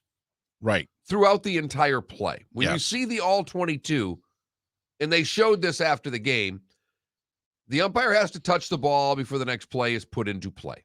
Correct. That's a rule. Period. End of sentence. Tony Romo, I thought, did the best job explaining it. He said Dak screwed up because he gave the ball to his center. When Dak stood up, Dak should have been looking for the umpire and given him the ball. Now, I will say there was no umpire to hand the ball to because the umpire was trailing the play. But Tony did say you should get up and be looking for Tony I thought it was his best work of the game. And I don't think Tony had a bad game. There are times in which he's annoying. I thought he had a good game. I thought it was unbelievable broadcasting by Nance and Romo. That whole play through the end of it, I thought they had it perfectly. They left nothing for us to figure out on our own. They told us everything that was going on. They explained why. And yet people are still upset with the officials, which that's their right to do. But, Romo then emphasized again, you've got to get up and you've got to start looking for the umpire. He got up and he handed the ball to the center. He was never looking for an official. And they did a hell of a job to me of pointing that out, David. Now, maybe all of the mechanics for the officiating are properly in place, and maybe the Cowboys just ran the play too fast. Or ran too far. Or maybe the official did hesitate, and that little bit of hesitation in this particular situation was crucial, and it ended up hurting the Cowboys. The one thing that I wondered going forward, if you're the NFL, can you change who it is you hand the ball to? Like in a time crunch situation, if there's a closer striped shirt, can you just hand it to that person? I don't know. I would think they would sit down and talk about this. I mean, it was at the end of a high-profile playoff game. At the moment in time that that play was run, I'm going to guess over 30 million people were watching. So my guess is this might come up at a competition committee meeting in the offseason. But once again, it is the Cowboys blaming others and not themselves, which I think comes from the very top. Well, it's interesting. Today, the two complaints are going to be coming from Raiders fans because of a whistle and Cowboys fans because of an official. In the Cowboys case, it's their own fault. The Raiders case, at least there's a little there. That whistle clearly, I mean, if they would have played that play over, people would have freaked out, but it would have been the right call. I believe so, even though I don't think that the whistle and however many Raiders you think then let up and stopped for a second, I don't think it influenced the outcome of the play at all. I don't think it stopped a defensive lineman from getting to Burrow, because I think we all agree that as Burrow is throwing the ball is when the whistle happens, right? So I actually thought it was after he let go of the ball. Okay. But I mean, ever so close. Right. Like the ball's in his hand or it's just left his hand. Right. So the first part of the play about a defensive lineman chasing Burrow, that doesn't matter. Unaffected. It's just a matter of, do you think while the ball is in the air, traveling the 20 plus yards that it's traveling, that any Raider defenders who let up, that cost them making a play on the ball and the receiver? And to me, the receiver was, I thought, 2 steps open on both sides of him. I'm with you. So it would have been ironic. I think we'd be screaming for a different reason. By the letter of the law, most people believe that the officials on the field got it wrong. The play should have been a do-over by rule. But by the same point in time, we would have been like, well, man, then the Bengals really got hosed here because that whistle didn't affect the play at all. I'm actually okay with how it played out. And it has nothing to do with the fact that I got a crush on Joe Burrow and all that. I don't think it affected the outcome of the play. I believe it was a technicality. I'm okay with it. I'm more bothersome as a Raiders fan by the final 10 yards of regulation there. We had a real chance to tie or win the game here. Wasn't crazy about the plays that we ran, and why is it that we kept our best receiver in as a chip blocker on 2 of the 3 plays? After we spiked the ball, I don't understand. That tight end seems to be a handful. He was getting open the whole drive down the field too, David. He's a big target. I mean, Renfro wasn't getting the looks that he normally gets. Waller was getting them. We can't find somebody else to chip block. And not only that, they're only down to 2 healthy defensive linemen. How good's the pass rush at this point of the game? They got guys on this roster, we don't even know who they are in the game. But I digress. So our poll question, by the way, that Mark Miller on Twitter, the David Moulton on Twitter, is, which is more overrated, the Cowboys or college football in the state of Florida these days? And everybody voting Cowboys. Of course. And taking it personally. Yeah, we knew they would. Taking it personally. Easily. 5 national championships in the state of Florida since they won Cowboys won the last Super Bowl. It's the current state of college football. It's great. And we say that, right? No one was right. ranked in the top 25. Not one school. Right. I mean, come on now. You're living in the transfer portal. All of you. I mean, the big 3 are all in various states of flux, rebuild. I mean, come on, that's a fair word. Various states of rebuild. And UCF has gone a little backwards after their nice run 3-4 years ago. And South Florida has as well from where they were 5, 10, and 15 years ago. So it's painful. Oh, I know it hurts. And we got your dander up. By the way, what is that? Is that your dander up?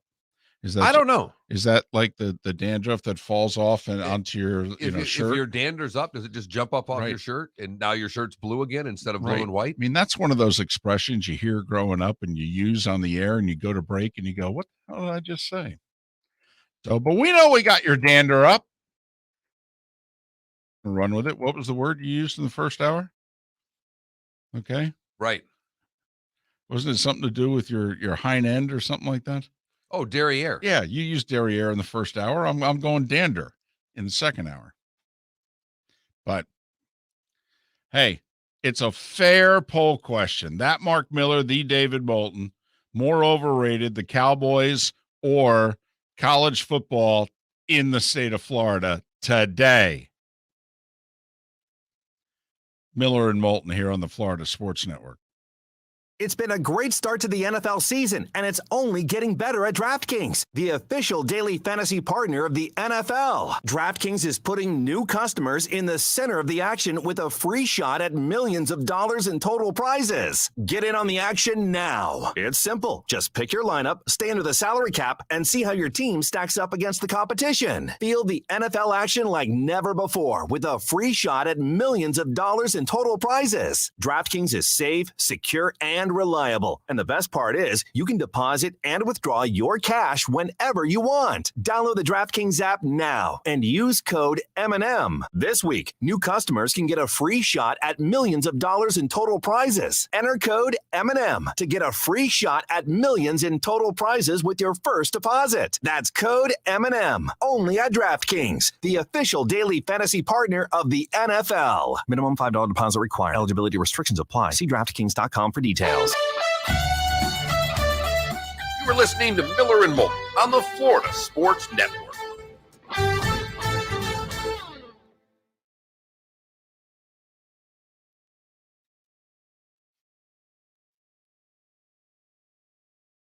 And so he set his copy for a DraftKings spot, not a new DraftKings spot. Right. What on God's green earth? Which I don't understand because they have it. Right.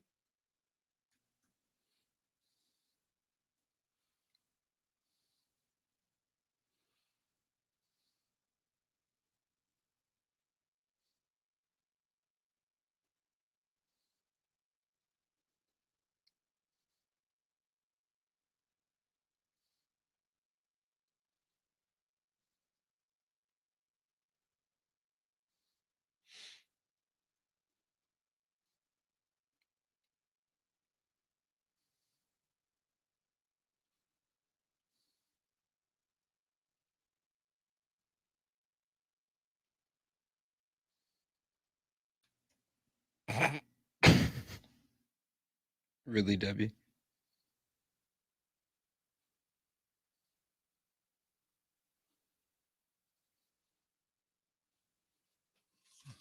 A lot of times it's a, oh, okay, that's cool.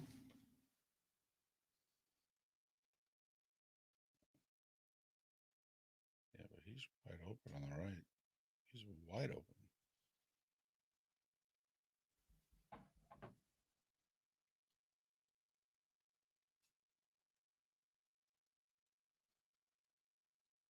He looks like a buffoon on television. Don't know what to tell you.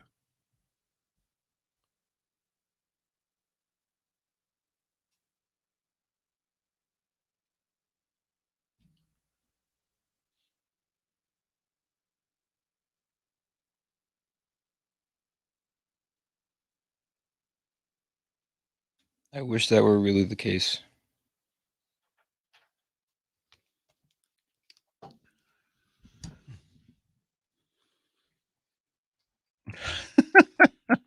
Right.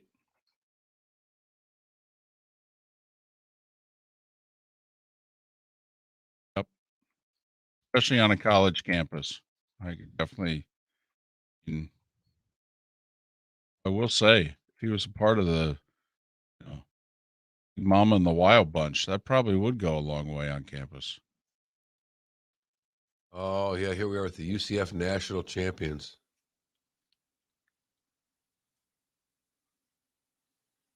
I think all of America is in love with Joe Burrow right now. Except Cleveland. Yeah. Yep. I don't think Columbus loves him right now. Every person I've talked to, though, it's like, I love Joe Burrow. I love the Bengals. A lot to like. Yeah. It's like a semi-poll question. Yeah, Hops, you got that right. Do you have a crush on Joe Burrow? Yes or no? Yeah. Loved his answer. I don't even know what they asked him what kind of cigars. I don't know. Whatever people give me. Did you see what he answered after they asked him how his first playoff win was? He's like, it's sweet. It's just want to win. You know, it's fine. Thought he might say, what are you talking about? I won 2 playoff games a couple of years ago. Waiting to play in a big game around here. Right. That's what I want him to say. We're finally playing in a game as big as like 3 of them that I played over at LSU. He had like these really expensive kind of red shaded sunglasses on. He was like, That I did see. is there any significance behind the sunglasses? Oh no, I just like them. I think they're cool. What do you think? Yeah, Joe, they're pretty cool. Love how people are just defending the Gators right now. On the So poll you should've- question? listen, watch us. Here we go. Probably should have kept Mullen.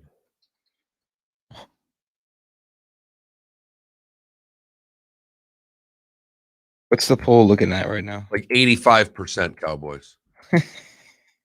But, you know, it was, and that's why we did the question, because first off, the question's a really good question, but we knew it hit too close to Well, they've home. won 7 national champions because now they're counting the UCF national championship.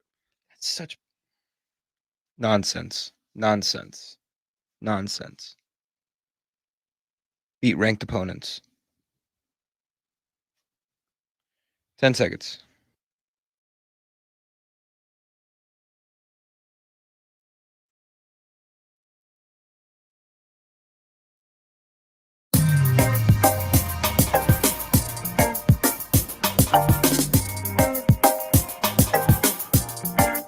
Welcome back to Miller and Moulton, only on the Florida Sports Network.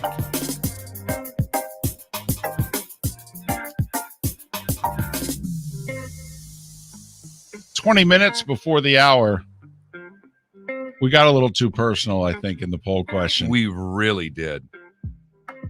People are taking great umbrage at just the question itself. They're angry with us. They And are. It's probably not a question we should have gone with in our first day In Lake in City. Lake City. Probably not. Because that's a combination of Gator and Knoll country, isn't it? Yeah, more Knoll.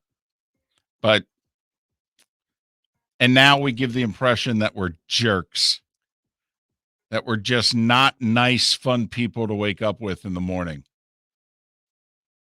And that's not the case. We just merely wanted to point out that the Cowboys are extremely overrated. Right. And we're, by the way, we're talking about today, this moment in time.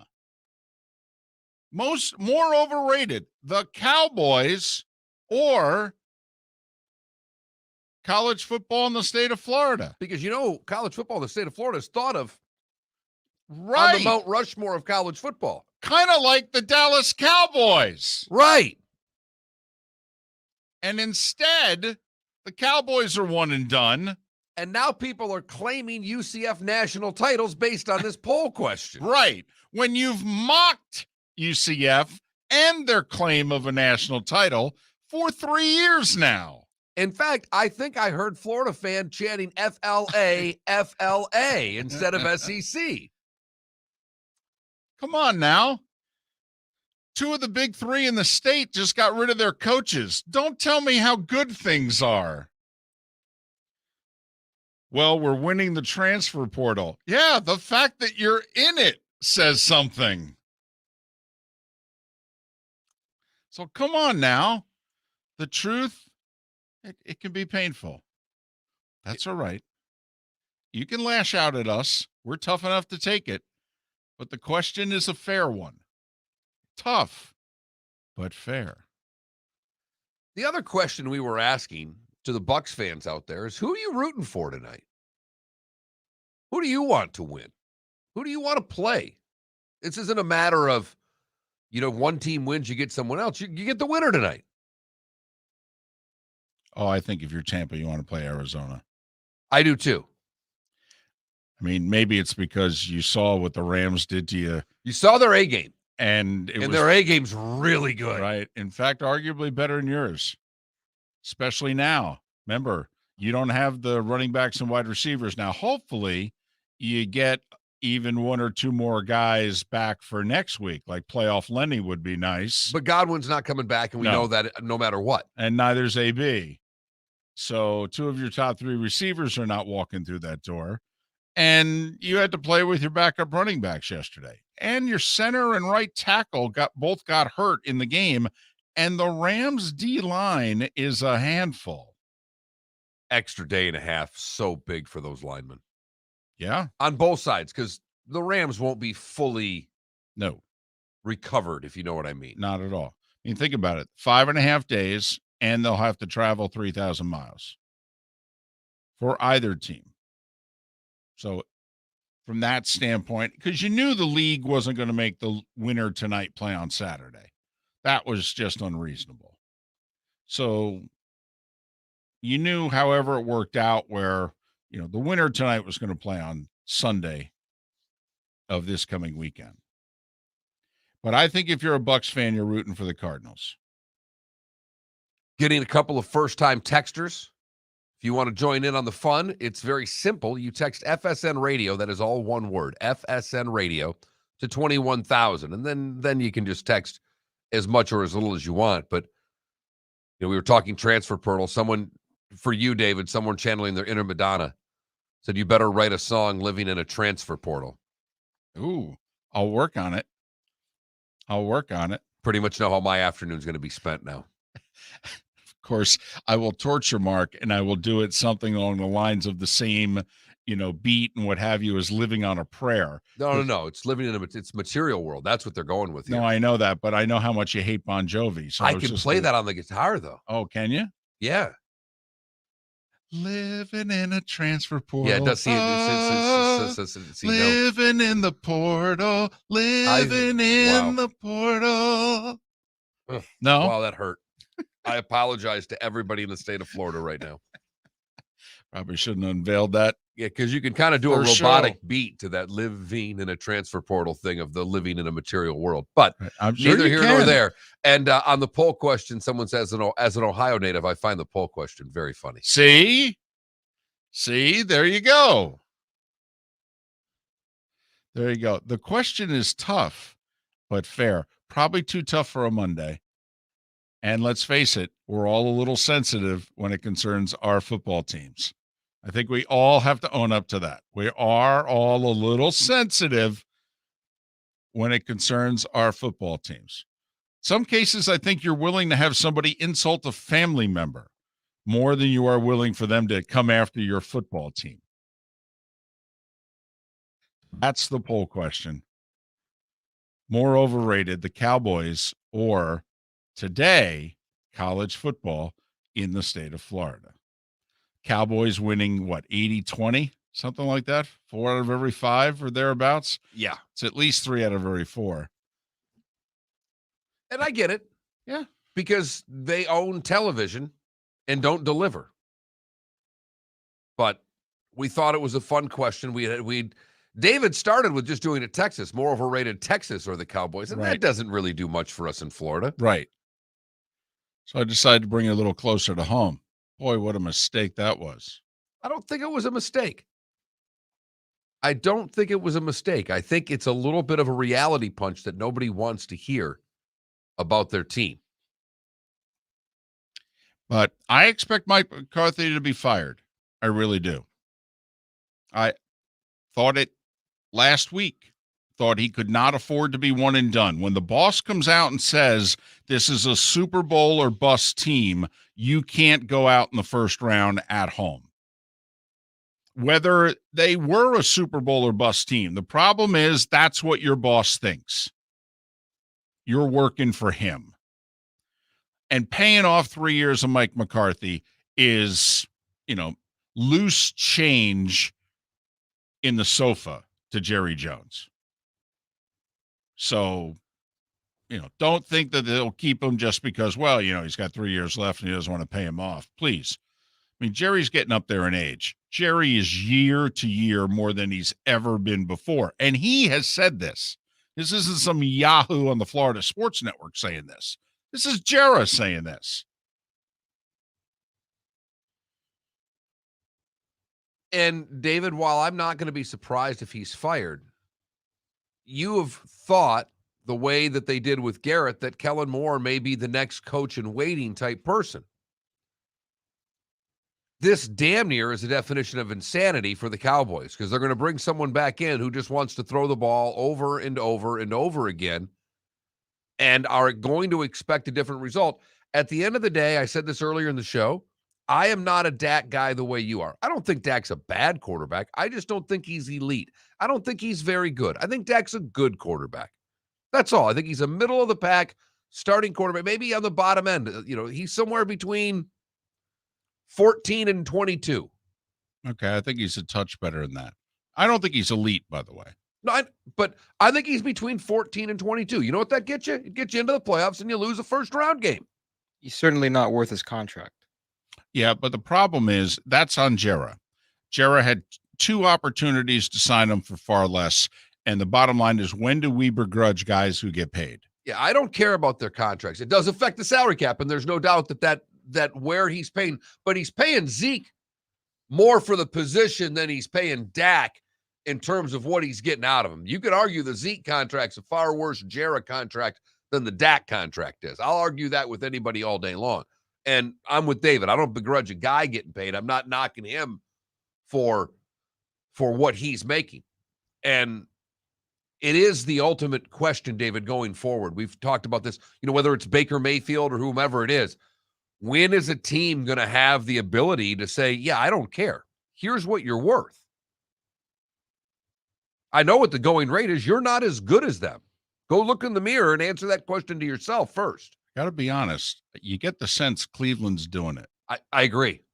That Cleveland's like, we're going to hold the line here. We're going to give the rest of you out there in the NFL the courage to follow our lead going forward. Either that or Baker's going to go out next year and just have a monster year and just shove it. Well, and we're going to have to write a Dak-like check. Right. It's Dak or the Flacco was the one, obviously with the Super Bowl that did it and got paid and never was really heard from again in the same light. Boy, the comments coming in on Dak, average at best. He is to NFL quarterbacks what Mullen is to college football recruiting. Man, starting a little early, Ed, aren't we? I like it, though. And as people are coming at me on Twitter with all of the natties that the state of Florida has won since Dallas's last Super Bowl, it really has nothing to do with this current moment in time. They're now claiming the UCF national title, which they didn't win. Can't do that. And then they're defending the Gators with all their New Year's bowl games and their SEC titles. And I find it funny because we brought all of those things up before Dan Mullen was fired, and you all wanted Mullen gone. So if everything was moving along at the rate you wanted it to, why is Dan Mullen still not your coach? Also, it wasn't good enough for you. It's this moment in time. It's this moment in time. The Cowboys won 12 games in a division title, but they're one and done, and they didn't look good in doing it. We all know what the Cowboys have done in the past. We all know what the Gators, the Canes, and the Knowles have done in the past. That's just what that is, the past. We were talking about the present. It's more overrated. That's a today thing. That's a today thing. And you're actually giving us more fuel to our fire when you keep pointing up all the great things in the past that you're not doing now. Now, I think people are going a little nuts here. Super Joe, Dak is just a little better than Jalen Hurts. That's crazy. Pump the brakes. Come on now. All right, Dak did not have a good game yesterday. He didn't. Come on. He's better than Jalen Hurts. I mean, come on. Just he's much better. Yeah. But I'm trying to find out if he's just at the top of the bottom third or if he's at the bottom of the middle third, because that's where I think he is. Right. And I don't. I think he's at the bottom of the top third. He had a bad day yesterday. I think that statement will age poorly, though. Which one? Jalen Hurts. Well, he's a rookie now. Obviously, he's not better than Dak right now, but He'll never be better than Dak. He won't be starting in the league next year. Jalen Hurts, No, he's not going to be starting in the league next year. not if the Did Eagles you can watch help the it. game yesterday? I did. It Did was you ugly. see that? Does that look like a starting quarterback in the National Football League? it was against an elite defense. No, it's not. No, it wasn't. No, it was not. I mean, That defense is not elite. the Bucs defense is not any better than the Niners defense. So they're both facing comparable defenses. Put it this way, the Eagles' intent, Felipe, is to make Mark right and not you. Most everyone believes that the Eagles are like, thank you, Jalen, very much. We are going to move on from you as soon as we can. We have 3 first-round picks. We have a lot of salary cap room. We can make a little something happen here. We can call Houston and get their quarterback. We've got the draft capital to do so. Speaking of Houston, you hear the rumors in the last 24 hours that, first off, the whole Deshaun Watson, Brian Flores, bromance seems to be real. Right. That Watson wants to play for Flores and Flores wants an elite quarterback. He's tired of spinning his wheels, developing quarterbacks, etc. And that Watson wants to follow him wherever he goes. And so Flores, in negotiations with teams, is kind of like, not only this is going to be my staff, but this is the quarterback that I want to bring with me. If you're going to hire me, we're going to go get Deshaun Watson, okay? Otherwise, I'm not taking the gig. Is kind of the impression that's out there. And what teams will bite? Miller and Moulton getting ready for the Great 8. Chad today. Forbes, who makes his living talking NFL, and then Rob Guerrera, who covers the Niners, both to come in our Great 8 hour. Miller and Moulton, the Florida Sports Network. Bring your big mouth to John Smith Subs and indulge in their overstuffed subs with the freshest quality ingredients. Enjoy our famous steak bomb with perfectly grilled marinated sirloin steak topped with provolone cheese, grilled onions, peppers, mushrooms, crispy bacon, juicy tomatoes, and creamy mayo. Boom! Made-to-order crispy fries can be paired with the Gator, the Cuban, the Chicken Bomb, or the Italian. Love local. Eat delicious with John Smith Subs. Find a John Smith Subs location near you today. Bring your big mouth to John Smith Subs and indulge in their overstuffed subs with the freshest quality ingredients. Enjoy our famous steak bomb with perfectly grilled marinated sirloin steak topped with provolone cheese, grilled onions, peppers, mushrooms, crispy bacon, juicy tomatoes, and creamy mayo. Boom! Made-to-order crispy fries can be paired with the Gator, the Cuban, the Chicken Bomb, or the Italian. Love local. Eat delicious with John Smith Subs. Find a John Smith Subs location near you today. The Firestone Grand Prix of St. Petersburg, presented by RP Funding, roars through the streets of beautiful downtown St. Petersburg, February 25th to the 27th. 3-day tickets are on sale now at gpstpete.com. It's fast, fun, family entertainment jam-packed into 3 days. The weekend is highlighted by the NTT IndyCar Series race taking the green flag on Sunday afternoon. It all happens at the Firestone Grand Prix of St. Petersburg, presented by RP Funding, February 25th to the 27th. Get your tickets at gpstpete.com to secure the best seats. You are listening to Miller and Moulton on the Florida Sports Network.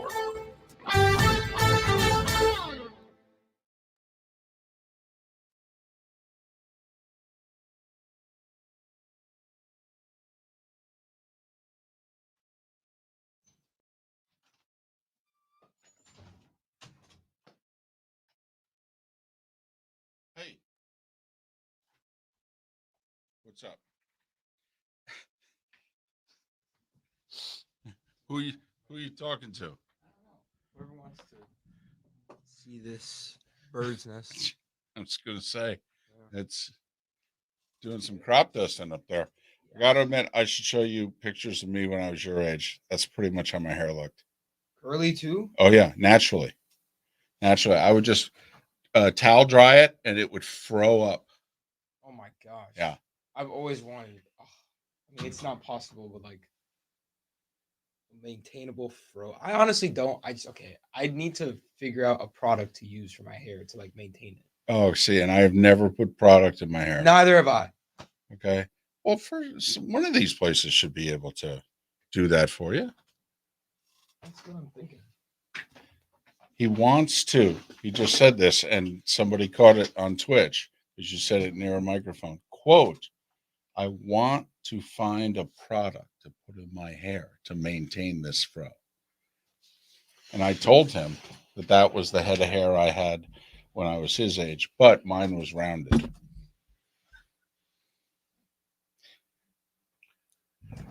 Any UCF talking here we can get into? My mother, I called her yesterday driving home, and my mother said she found a picture of me freshman year of college in which I had that and a mustache. And she said, I think I'll send it to Mark. I go, and she said, that's why I'm going to send it to Mark. He's been asking for these photos.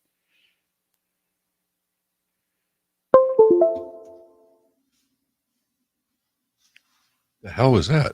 That was the computer. Okay, that freaked me out. That freaked me out. Yeah, Jalen Hurts. Okay, calm down. No, he doesn't. No, because if he did, he would have showed If he it did, yesterday. if he did, he'd be a starting quarterback in the league. He's Hella. a dog. Okay. No, he's not. Well, there's two meanings to dogs. Here's so. the thing. Hey, Chad When he Forbes, remember. Not to mention Tua. They benched him for Tua. He started the next season though. For Oklahoma.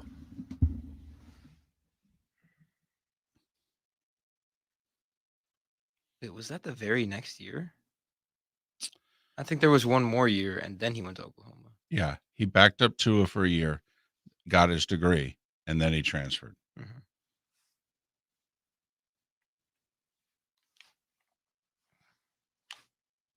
So do you think that the Eagles will use one of their first round picks on a quarterback? Yes. Wow. Already like that. 15, 16, and 19. Yeah. Or they're going to use them to trade.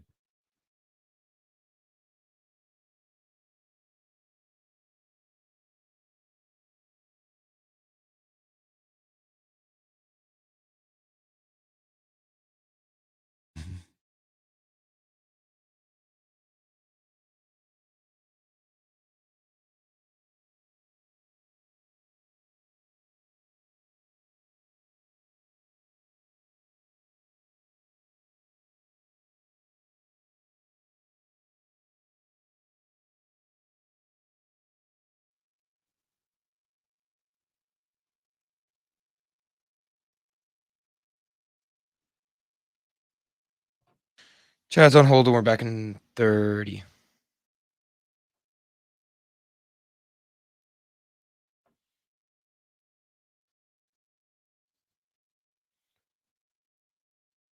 That's who he's with. His NFL Draft Bites. Is that It's his Twitter handle. That's his Twitter handle. Who's he with? He's basically does little Freelance? this, little that. Okay. 10 seconds.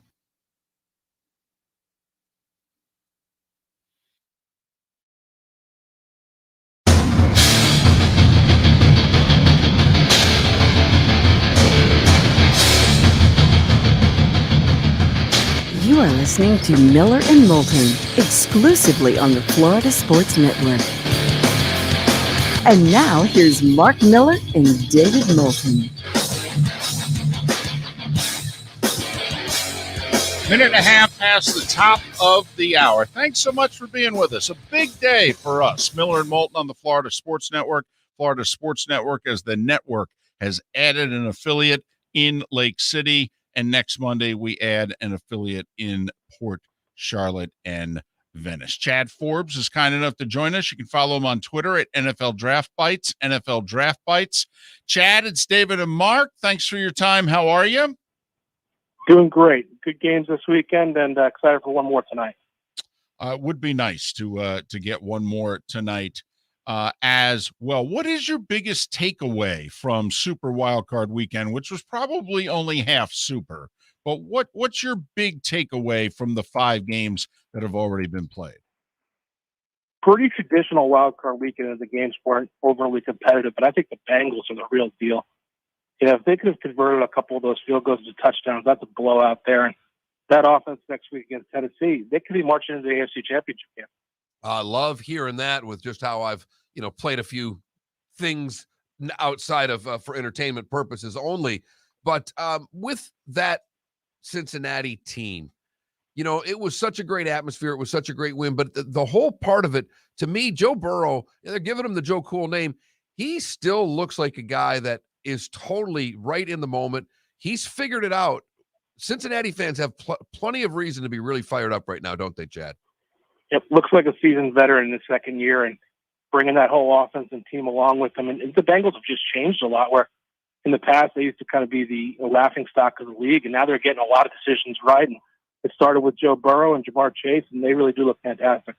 Well, and Chad, you joke on your Twitter handle in which you say, I'm permanently worried about 32 teams' O-lines. But what Cincinnati did here is fascinating. I didn't want them to go Chase. I wanted them to go the big tackle from Oregon, protect your franchise quarterback. Are we seeing, though, if you have an elite quarterback, a Burrow, an Allen, a Mahomes, a Rodgers, that they can kind of make, if your offensive line has some issues, they can kind of make a lot of them go away? Yeah, absolutely. And the way they go to that 5 wide in Cincinnati kind of simplifies the rush for the linemen. And really the development of the left tackle, Jonah Williams, we saw Sewell over Chase was kind of the logic in the draft, but Jonah Williams has become a great left tackle, and they can leave him on an island, which lets them help the other 4 guys. And by going to that 5 wide, they kind of simplify the box and the pressure packages that they'll see. But I'm not really sure getting Joe Burrow back 50-plus times a year is sustainable in the future. My co-host has been saying, and he said it on Friday, he said, if the Cowboys don't win, I don't know if McCarthy has a job. I'm looking through your Twitter feed, and it seems, Chad, as if you are kind of in agreement there. Do you think McCarthy's in trouble? Jerry Jones didn't want to hire a first-time coach. He wanted to compete for a Super Bowl, thought he had the team. I'm not sure Mike McCarthy's additive in any way. Dan Quinn and Kellen Moore are probably more qualified for the job tomorrow or even yesterday. So I think they'll consider it, but it's not a huge contract. I don't think the money really matters to Jerry Jones, but it's just hard to really rationalize bringing back Mike McCarthy after yesterday's performance. Well, what is it that you blame him for? I am interested in it. I think people want to pin a lot of things on McCarthy, and Kellen Moore gets a little bit of a pass. But when you looked at yesterday specifically, what is it that you go, listen, if Kyle Shanahan was on that sideline, this would not happen? The illegal shifts, the false starts, lining up in the neutral zone all season. It's the details of the head coach, if he's not going to be calling the offensive plays, really needs to iron out. And yesterday's performance, they just look sloppy. And you look at the other sideline, Kyle Shanahan has this well-oiled machine, and kind of say to yourself, what is he doing here?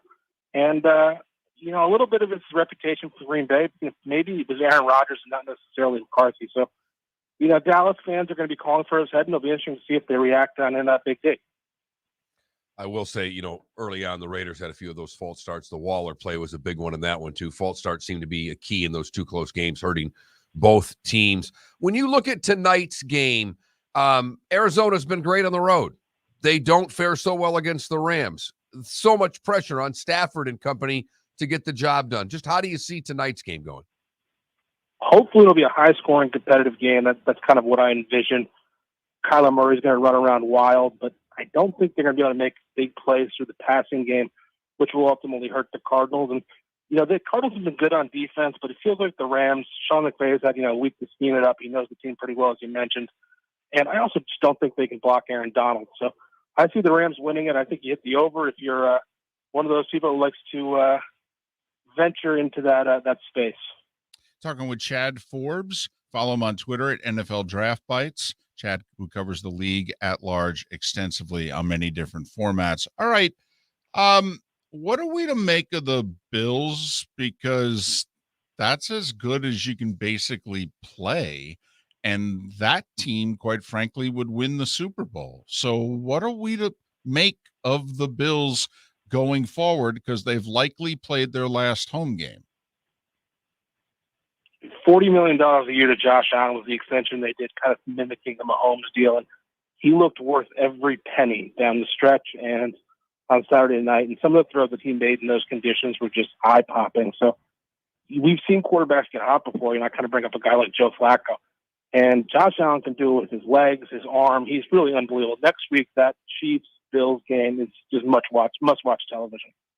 Well, there's no doubt there. And I will say, Mahomes basically said, hold my beer last night as well, because as well as Allen played, Patrick Mahomes gave us all the reasons that to say that is much-watch TV, didn't he? Yeah, and imagine the Chiefs for just once didn't get off to a slow start and sleepwalk to the first quarter. I don't think they'll be able to do that against the Bills and get away with it. Well, it is interesting, the Chiefs, who have only lost one home playoff game during this 4-year run, that was the overtime AFC title game to Brady and the Patriots. Do you think the Bills are ready to take this step? Because they got outclassed last year in the AFC Championship game. Particularly, they moved the ball, but they didn't make a whole lot of big money plays, if you will. The Chiefs kind of kept them at arm's length and said, your time is not now. Chad, do you think their time is now? I don't. I mean, I see the Packers, Chiefs in the Super Bowl, and Bills come back with vengeance next year, probably try to fix the interior of that offensive line, and hopefully add a little bit of a run game to complement what they've got with Josh Allen. But I think the Chiefs are a really tough task to beat there in what they call Moscow Square, because the Big Red, and that's a tough place to play. It'll be cold, so I don't see it happening this year. The Bucs look great. You could say it was because they played the Eagles. You could say a lot of things, but the Bucs got banged up in that game. 2 offensive linemen hurt. They're already without 2 receivers, with Godwin's injury and AB being AB. Yet, despite that, Brady was terrific. That was an easy win yesterday for Tampa. Do they have enough to get back to the Super Bowl in your estimation? That's the storyline with the Buccaneers, is when a guy goes down, it's next man up, and their depth over the last 2 years has been fantastic. They put Aaron Stinney in there at guard. If someone goes down, he's great. The right tackle, even though he was hurt, did a good job. The young receivers look great. I mean, even their backups, secondary guys can just come in and get the job done. It's really impressive what they've done in Tampa Bay, and it'll be about, can Brady ultimately, I think, go into Green Bay and get it done, because I think they're going to win next weekend. Oh, and Chad, it's also remarkable because this year is so different than last year. Last year they had 2 guys basically get hurt the whole year. O.J. Howard, and they had 2 other tight ends who arguably are better, and Vita Vea got hurt, but he came back for the 2 most important games of the year. And Chad, as we know, I mean, outside of the offensive line until yesterday, the Bucs have been a mash unit. I mean, it is remarkable that they won more games this regular season than last, considering how the season went. Right, and just when it felt like they were getting healthy, Carlton Davis gets back. You think they're going to be ready to go on the run. Then obviously AB situation happens, and then there's more injuries to that offensive line. Hopefully that group is ready to go on Sunday. But even these guys, they come in and they step up, and it's really a testament to the coaching staff and the good job they've done down there. Niners going into Lambeau. Styles make a fight. 2 years ago when the Niners had it going, the Packers had nothing for how physical they were and the style of football that they played. What has changed in the 2 years, quite frankly, between the Niners and the Packers so that this time around Green Bay can handle what it is the Niners do? If Green Bay can go in there and run the ball with the inside and outside zone and incorporate Debo's name, but that's the matchup nobody's wanted to see, and you've heard it for 2 months. San Francisco's a little bit scary, and the way they played yesterday, if they convert more touchdowns in the red zone, they could give the Packers a run for their money, because as you mentioned, the Packers' underbelly, that interior defensive line, Kenny Clark's a good player, but they don't hold the point of attack long enough in the run game. And we've done an entire interview. We've not mentioned the 1 seed in the AFC yet. I don't think anybody's mentioned the Tennessee Titans in a week, and it seems that nobody will. How good do you think they are? Because Cincinnati, you just mentioned, they play Tennessee, could be going right to an AFC title game. I think you're not the only one that thinks that way. How vulnerable are the Titans? How much do you expect out of Derrick Henry this week? Not much out of Derrick Henry. I think that's more of if they get to the AFC Championship, he'd have a big featured role. With the Titans, I'll never believe in Tannehill. And the defense took a big step this year. They're playing much better. Defensive front's been really fantastic the last kind of 6 or 7 weeks here.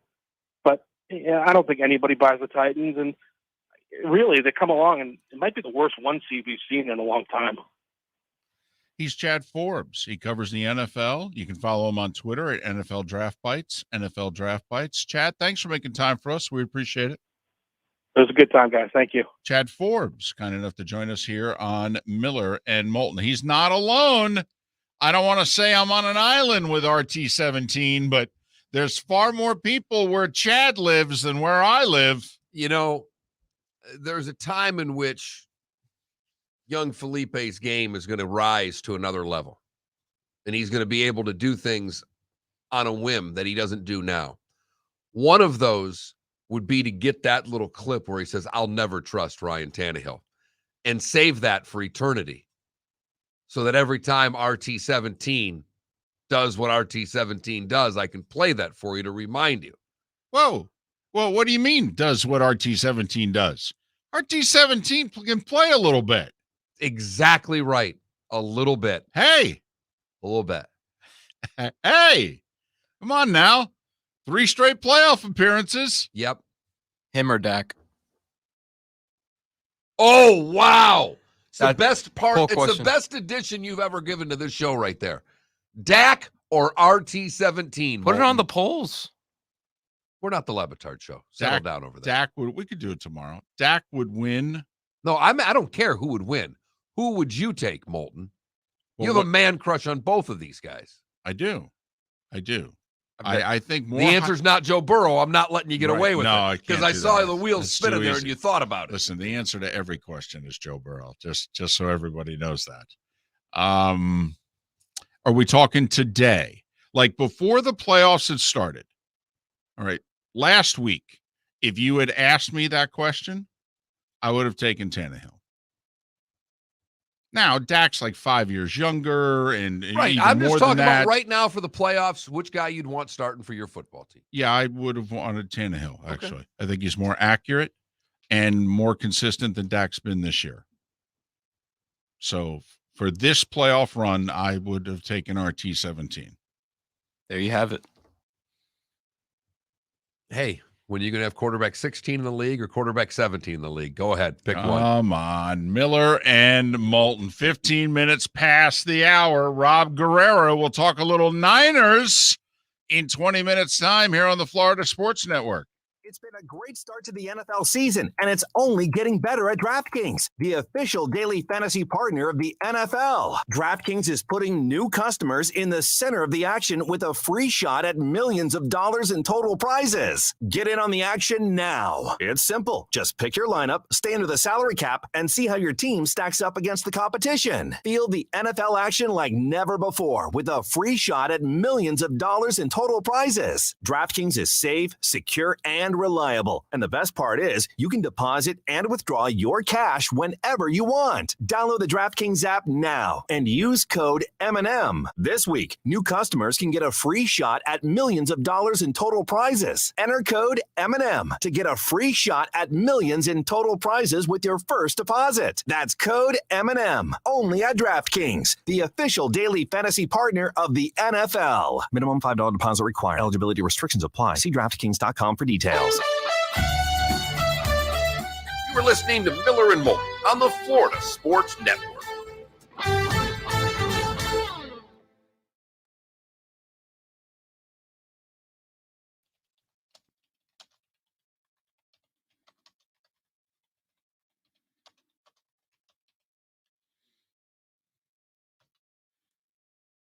Five tornadoes touchdown. Only one was really a doozy, the one in Iona.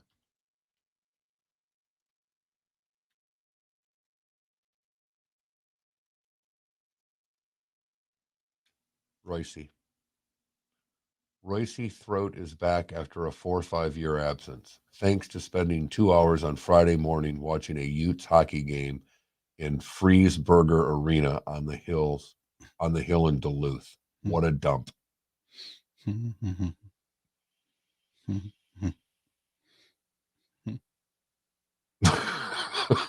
What a dump. God, he's something.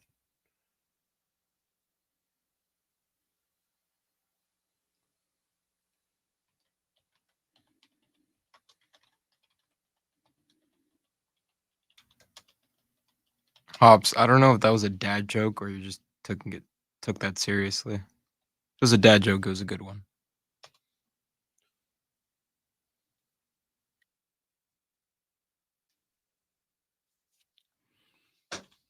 Well, if Casey's 2, that means it's already been bet down because it opened at 3.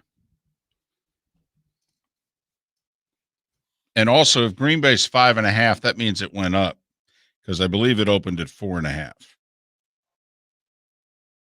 Because I had the line sent to me I got 3.5, 5, and 2.5 right now. right now. But Yeah. what I'm saying is, okay, what they opened at. Tennessee opened at 3. What I've got. Okay, 3.5. It's 3.5. The Packers opened at 4.5. Correct. And now they're 5.5. I've got it at 5 still, but yes, for what it's worth. And the Chiefs is the same. Okay. I have that opening at 2.5. So Spitz, I'm curious, where are you getting these lines from?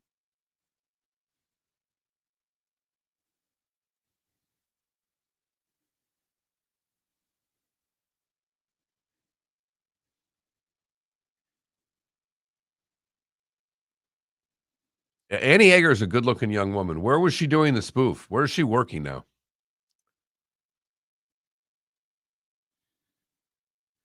Okay. So you're just taking the highest and lowest, yeah. No. See, Taysom Hill's not mediocre. Taysom Hill's bad. I disagree with you, David. Okay.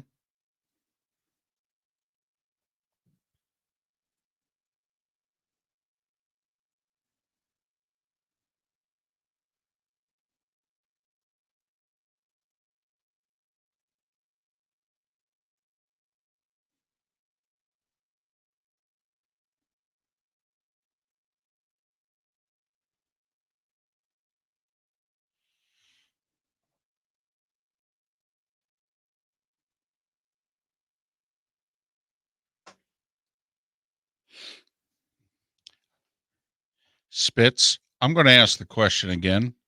Where are you getting these numbers from? He just said. Where? I'm using America Line, which gives 3 different services. Okay. Well, I'm sorry. I'm not seeing it in Twitch. So maybe it's on something else. I only get Twitch.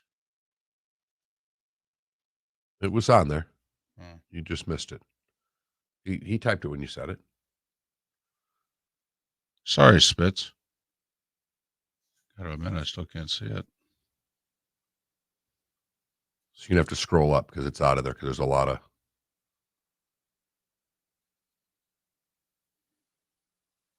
Because you only have, from what I look at, about 7 on there. Gotcha. 30 seconds. Okay, that makes sense.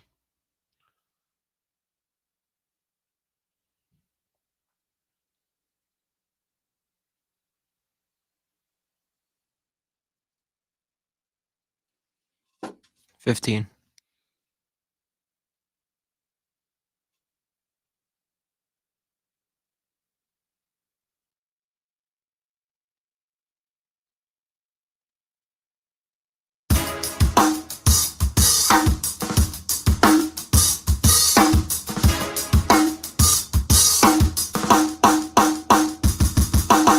Welcome back to Miller and Moulton, only on the Florida Sports Network.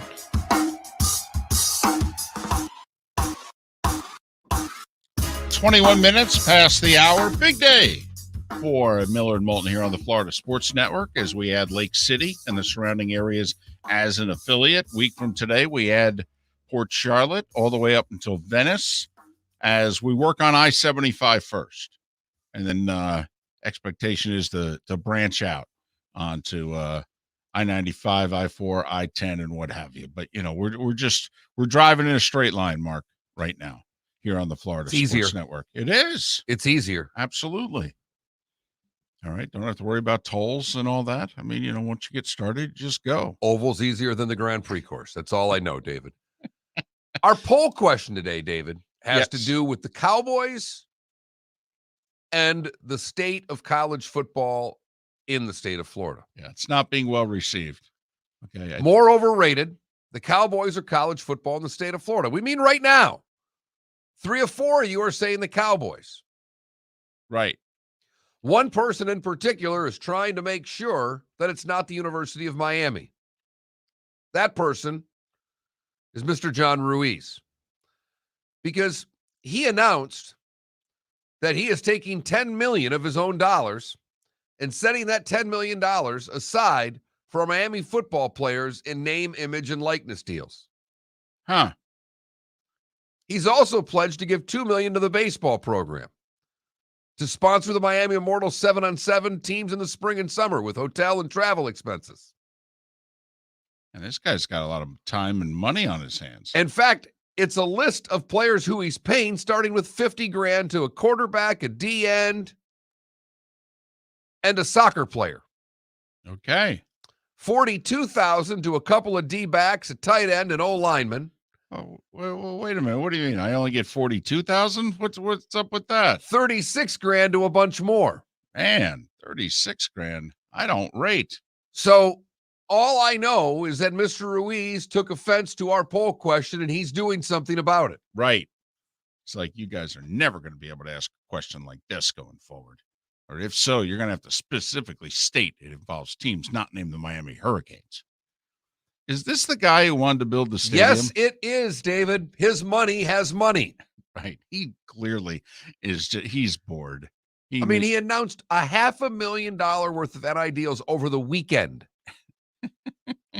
with Rosenhaus's agency handling a lot of these players, retweeting in support of all of this. Miami just dumped into the deep end. All right. With all due respect, who's not going to be in the deep end? And I'm not being flippant when I say that. Who's not going to be in the deep end? David, they're all going to be in the deep end. It's a matter of when. You made the point last week on our show that Georgia and Alabama admitted they're not as far along in the NIL world as other schools are. Right. And I think for the Miamis of the world, and you're right, David, your point is well made and taken completely. Everybody's going to be in the deep end at some point. Don't you, though, think it's a huge advantage, particularly to middle-of-the-pack schools? And Miami is a middle-of-the-pack school, everyone. Make no mistake.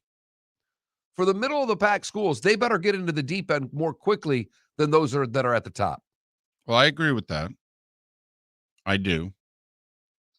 And don't get me wrong, it's nice to have a guy writing 10, 12 plus $1 million in checks. I am curious, is this annually?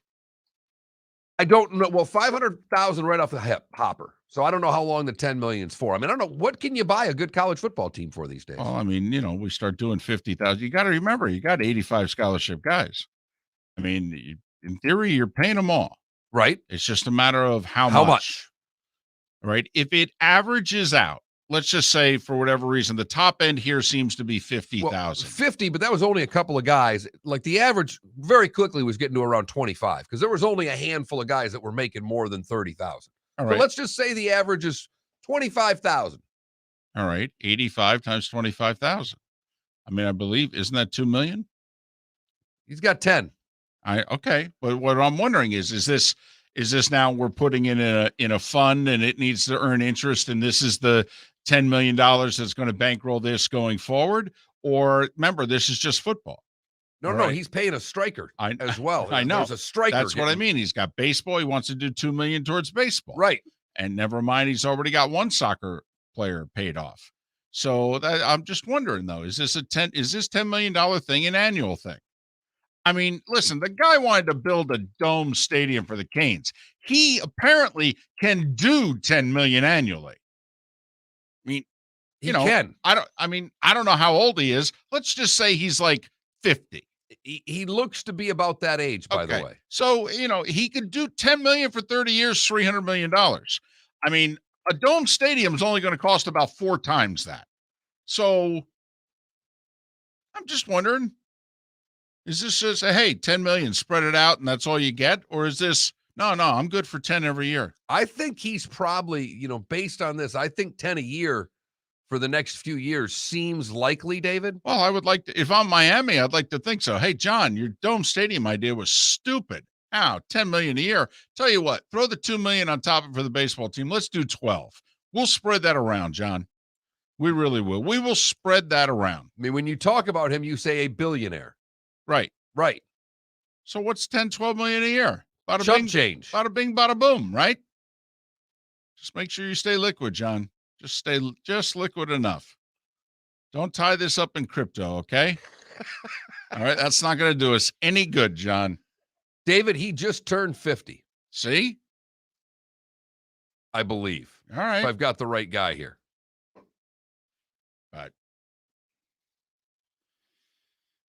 But who's not going to be in the deep end? That's the other thing. I mean, they're all going to end up in the deep end. Like you pointed out, it's just a matter of who gets into the deep end by 2022, who needs to figure it out in 2023, 4, etc. But the same schools are going to be in the deep end.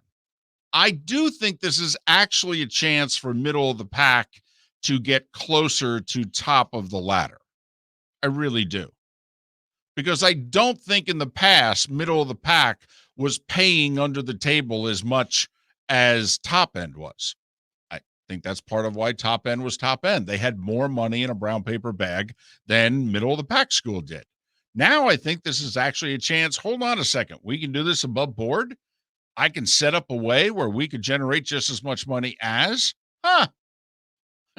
we can be players. And, he's doing this the way that a lot of schools are, announcing their new charitable program that they stuff this money in. And to me, I think that this is the area that college sports is going to try to go after. If they go after anything.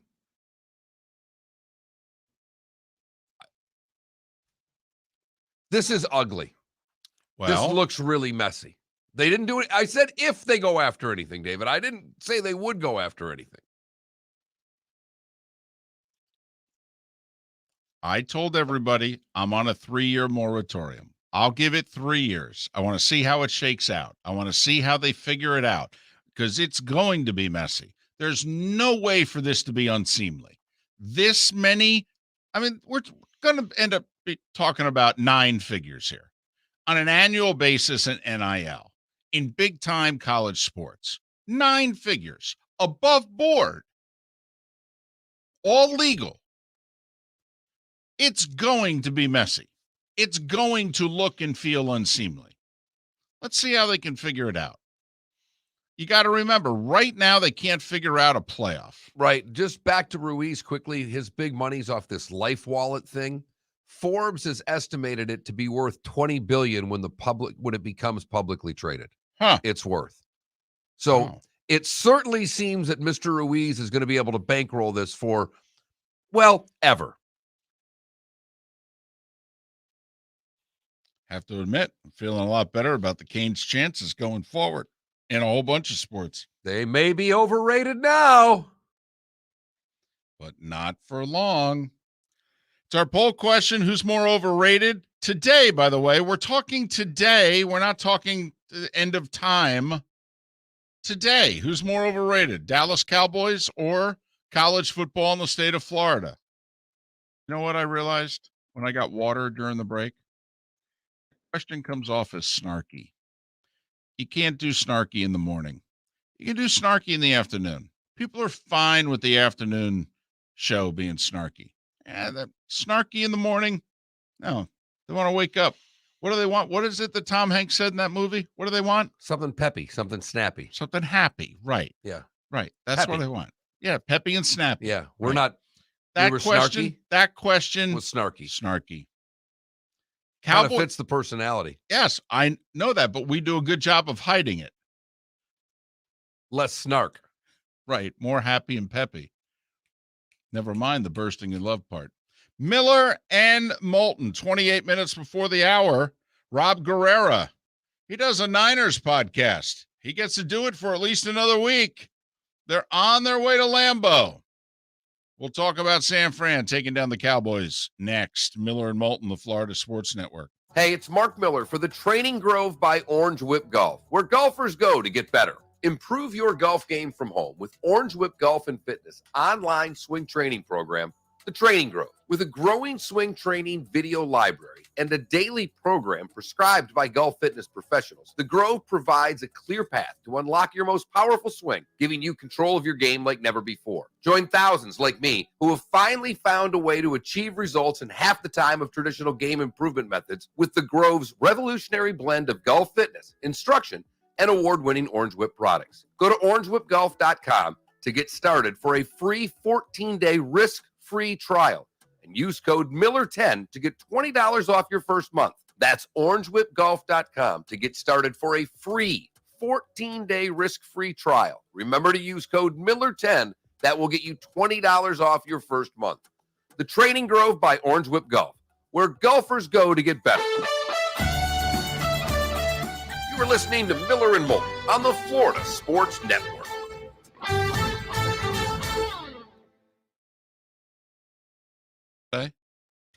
Is the air's not on like it usually is. All right. It's hot. warmer. Much easier to fall asleep when it's warmer. Wearing a windbreaker, I'm cozy. Right. You're warm. Well, take your windbreaker off. Yeah. You should stand up also. That's what I you should. do. You should stand up. You should walk around. You should go for a walk. I mean,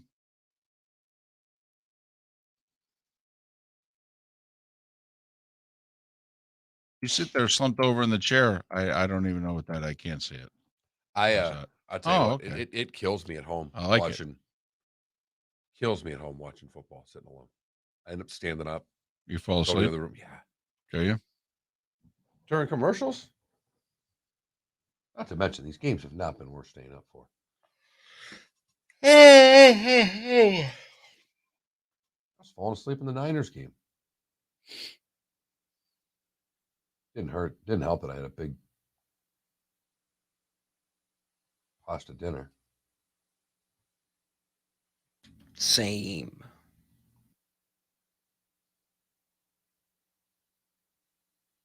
Oh my God. Oh my God. It's amazing people don't get killed. How they open the doors to the Dallas games. Oh, that was crazy. Just a free for all. They do that every week. People are running like they're going to Riverfront. Standing room only. Yeah, the 2 standing room areas on top of both sides. Oh my God. The other day I stumbled across, People running into things. Beer stands getting just trampled. there's a guy in a wheelchair that's just like watching everything. But the other day I stumbled across the highlights of the 2013 Super Bowl, Ravens Niners. Ray Rice was good. Yeah. Yes, he Yeah, was. he was. Yes, he was. He did some horrible things. I did one horrible thing. Or, yeah, he did a horrible thing. And it wasn't that horrible until there was video of it. Yeah. Oh man. But man, his numbers were good.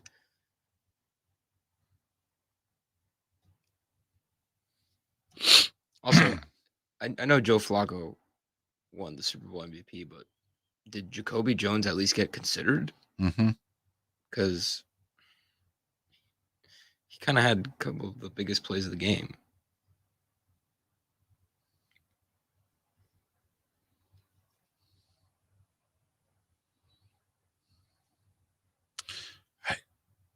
Listen, I don't doubt that the official, to a small degree, screwed up. Was a little too slow, etc. You can't run that play. I mean, that was some of the best blocking the Cowboys had all game. Yeah, they didn't have to block anybody. I mean, block the referee. Yeah, good point. Boy, Mike Evans looked good yesterday. Damn. Imagine if they had Godwin and Brown.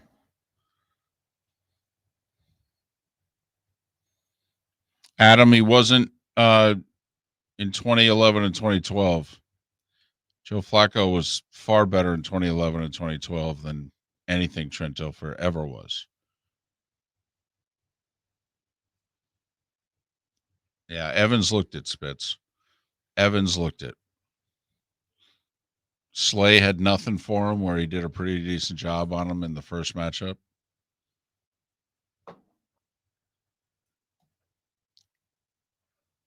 That game was not sold out either.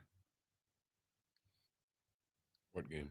The Bucks Eagles game. There's a decent amount of tickets in the upper deck. Rob's on hold and we're back in 45. I noticed that. Yeah. And I don't think that the weather necessarily had. Louis, did you see how many Niners fans there were at the Cowboys game? Hey, I saw it in L.A.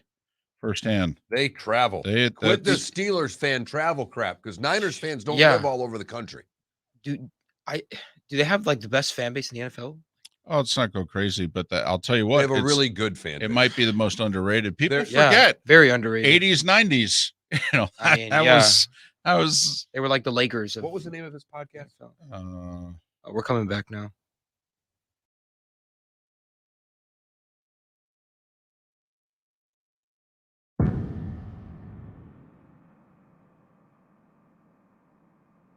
Thanks for listening. And now, more of Miller and Moulton on the Florida Sports Network.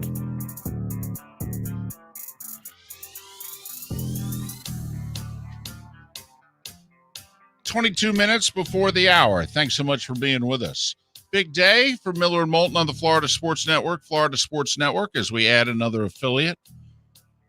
Howdy.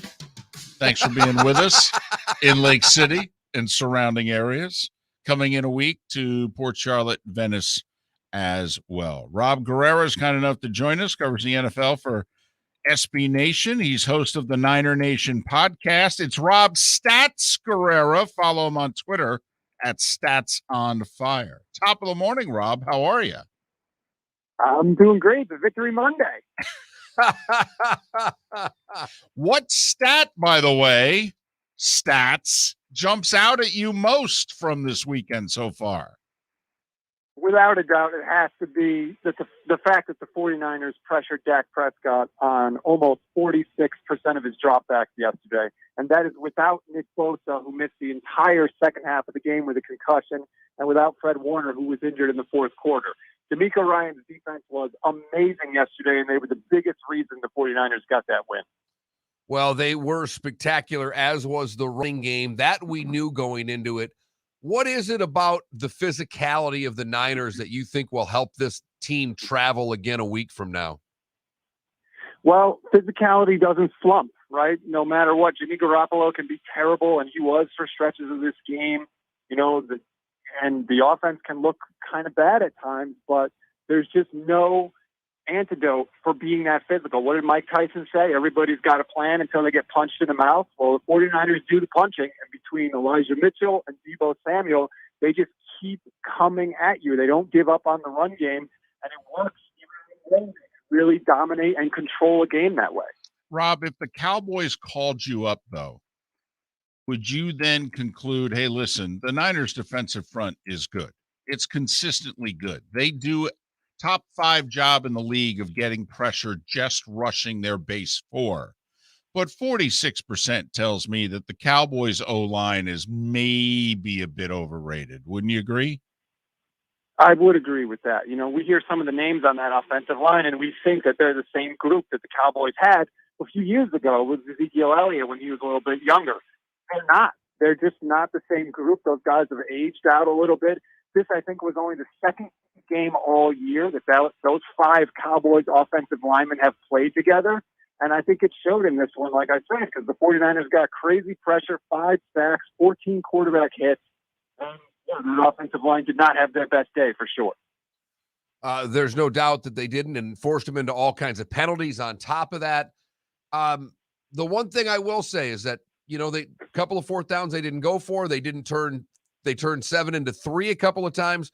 Obviously, there are things offensively that San Francisco still needs to fix, correct? Oh, 100%. I mean, Jimmy Garoppolo was 5 of 11 for 39 yards and an interception in the second half of that game. You can't have that kind of effort out of your quarterback the only reason the 49ers were able to win this game, well, two reasons, I guess. One, the defense was incredible. And two, Mike McCarthy is a potato and made one of the dumbest calls I've ever seen any coach make at the end of the game with no timeout. So the 49ers offense, they can never, ever, ever put four quarters together. That's the problem. They can put one good quarter together like they did in the first quarter, but they just can never seal the deal and get consistency. That's part of the reason they moved up to number 3 to draft a new quarterback, because they need that consistency if they want to get where they want to go. Luckily, this week, it didn't kill them. He's Rob Stats Guerrera. You can follow him on Twitter at Stats on Fire. Just called Mike McCarthy a baked potato, which a potato, which then begs the question: baked, sweet, boiled, mashed. Where are we going here, Rob? Oh, Rob. He's a boiled potato. Well, I was going to say baked because he would have to be high to call a draw with 14 seconds left and no timeout. I was just going boiled because he doesn't seem to have any flavor to him. I mean, he was as bad as you can be in a big spot yesterday. I have never been a Mike McCarthy fan, and he showed it again why. I mean, like you said, he turned 7 into 3 multiple times, and they ran the ball with 14 seconds left and no timeouts, and that's how their season ended. I can't believe that a coach would do that.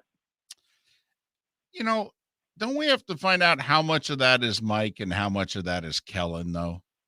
You know what I mean? Because we joked at the beginning of the show, Rob, that, all these teams that wanted to interview Kellen Moore for their head coaching job, to me, either you're A, canceling that interview this morning, or B, you're keeping the interview because you just want to ask him the question, what the hell were you thinking on that final play? So Mike Silver had a tweet after the game that Kellen Moore called the play, but McCarthy was on the headset and he okayed it. So that's supposedly how it went down.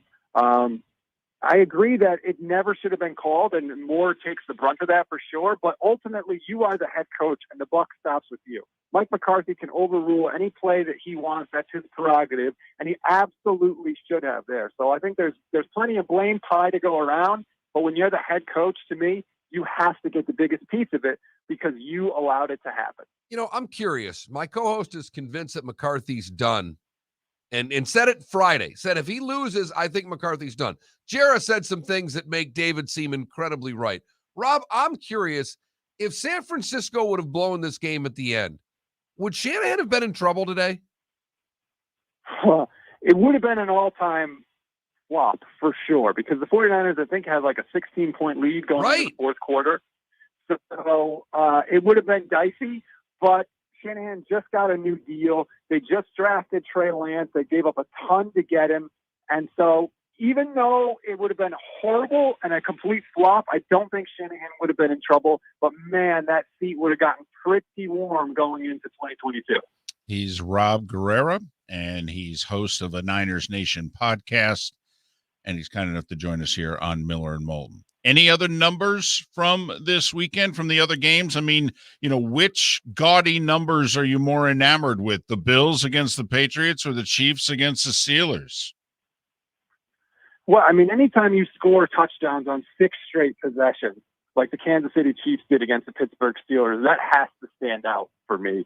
I mean, all year we kept saying, what's wrong with the Chiefs? What's wrong with the Chiefs? And now it appears in the playoffs against a very good defense, by the way. They were not playing a bad defense, and they just looked like they were absolutely on fire, and they looked like world beaters.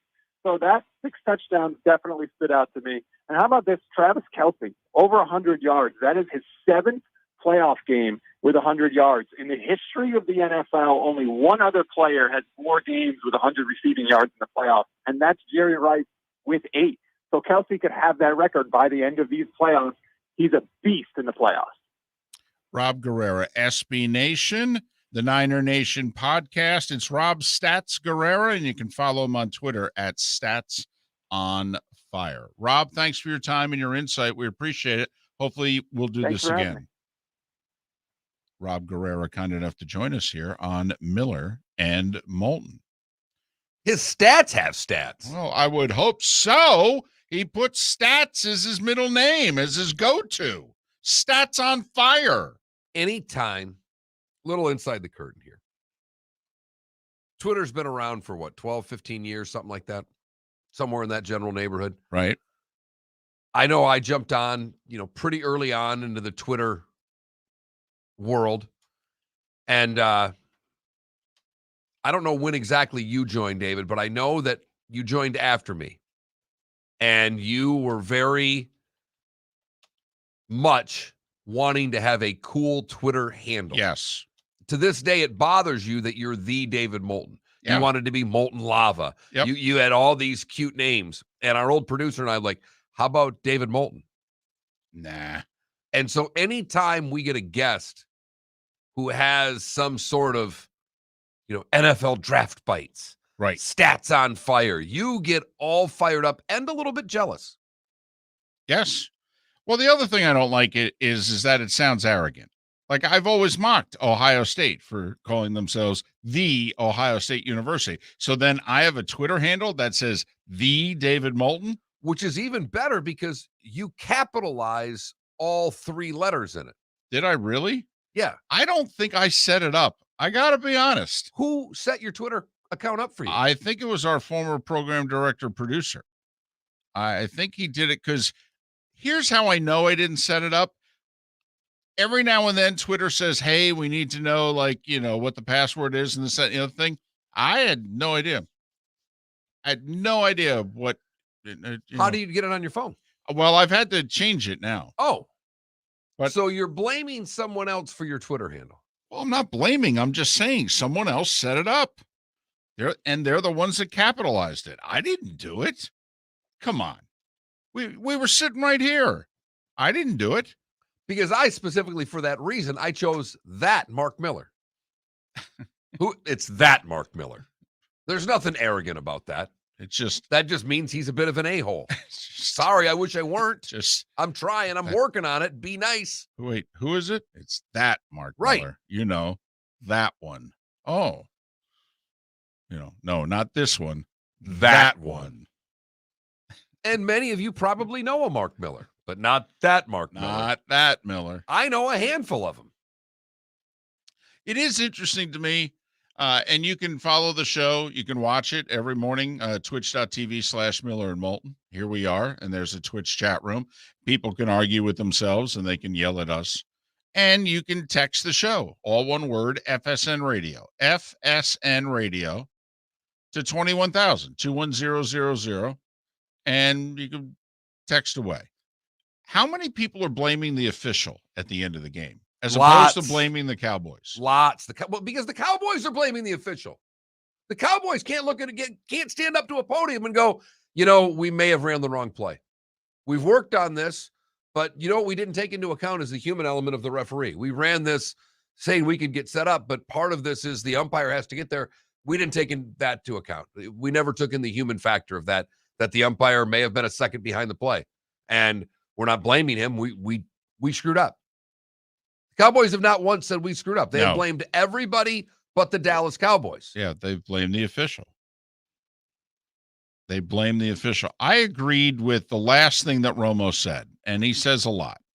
I mean, his broadcasting style is to just talk all the time, and you have to kind of figure out, Tony, you just made 4 points here. Which one am I going to hang my hat on? But the last thing that he said was he was a believer in, with 14 seconds left, I'm going to throw it into the end zone twice. That's what he thought they would do. With the Niners having finally changed their defense and guarding the sidelines, he's like, well, I think I just got to throw the sucker in the end zone twice and take a shot here. I got big receivers. Maybe I come down with it.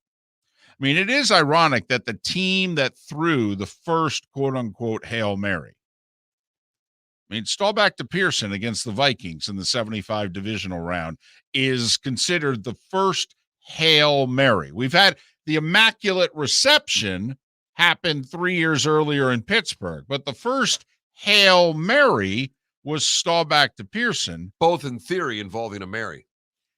And it's ironic that what did the Cowboys not do? Throw a Hail Mary. That's all. 14 penalties. Yes. And almost all of them, everybody would agree is a penalty. I will say I felt badly for Gregory. He clearly tackled the offensive lineman, and it had to be. I thought, they call it the fog of war, and I hate to use that description because I don't want to belittle in any way war. But there are clearly times in the NFL. I mean, Gary Danielson has come on this show and he said, listen, when they first started zone blitzing and a defensive lineman who you see for a split second with everything that's going on, you see them engage with your lineman. And then all of a sudden you drop back and you look and you throw and they pick off your pass. You literally go back to the sidelines going, what in the world just happened? They dropped a defensive lineman into coverage.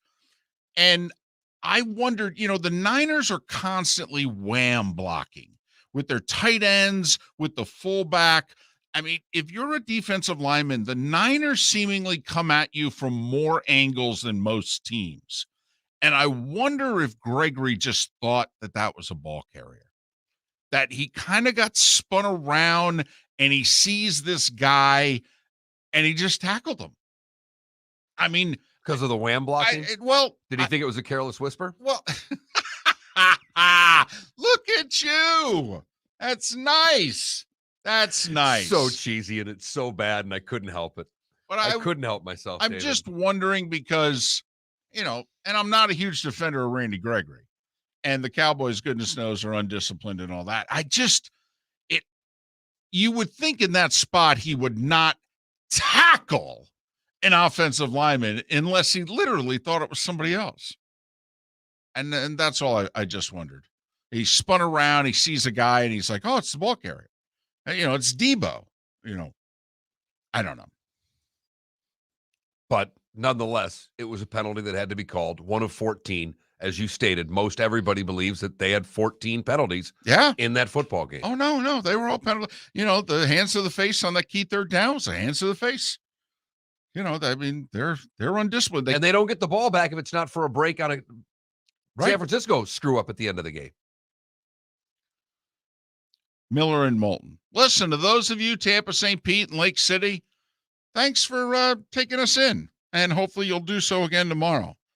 For those in the 239, the bonus hour is next. Miller and Moulton, Florida Sports Network.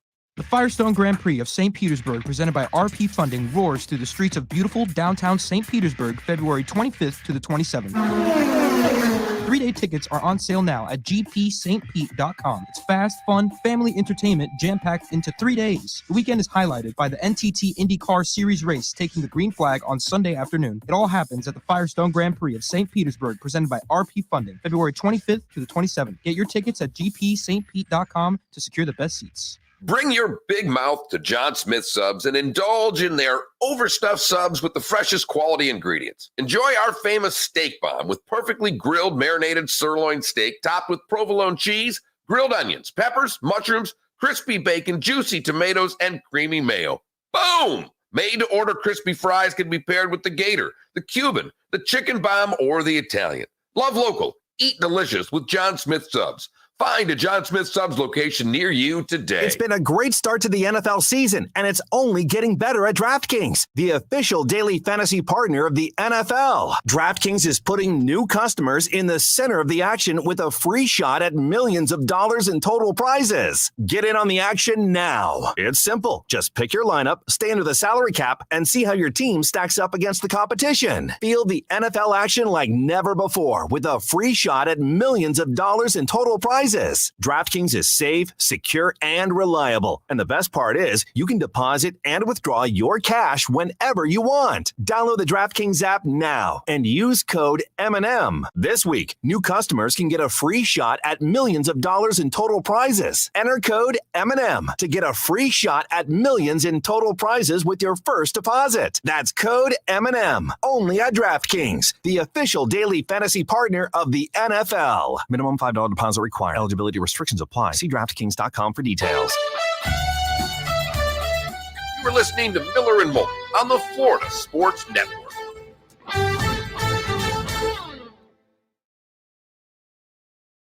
The Giants.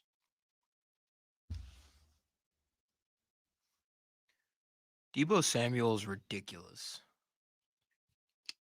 He is just a weapon. Who? Debo.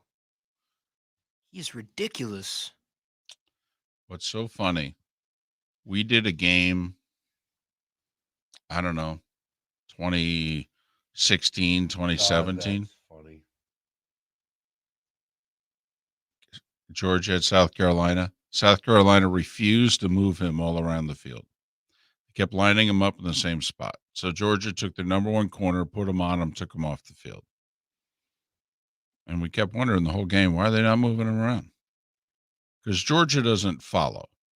Like, Georgia wouldn't take that corner and follow him to the other side of the field. Kirby doesn't do that. Hey, you might want to get Andrew Brandt this week. He just launched Oh, yeah, his new thing.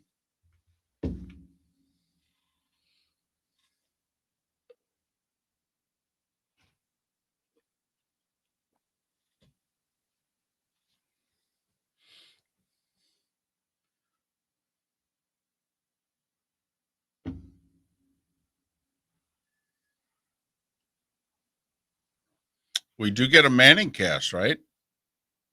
Do we get a Manning cast? I think so. Yeah. I know they're working tonight.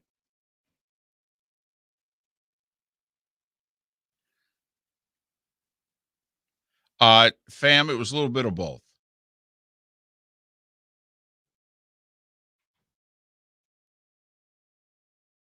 Fox, as a network, Fox was a little bent out of shape. That CBS got both. We understand now that CBS is going to get the 4:30 Sunday time slot because that's when the network or the NFL wants that to be the Nickelodeon time slot. So we understand from now on that everybody does that 4:30 Sunday wildcard weekend is going to be the Nickelodeon game. That's going to be CBS. But the NFL chose the game for them. The NFL not get.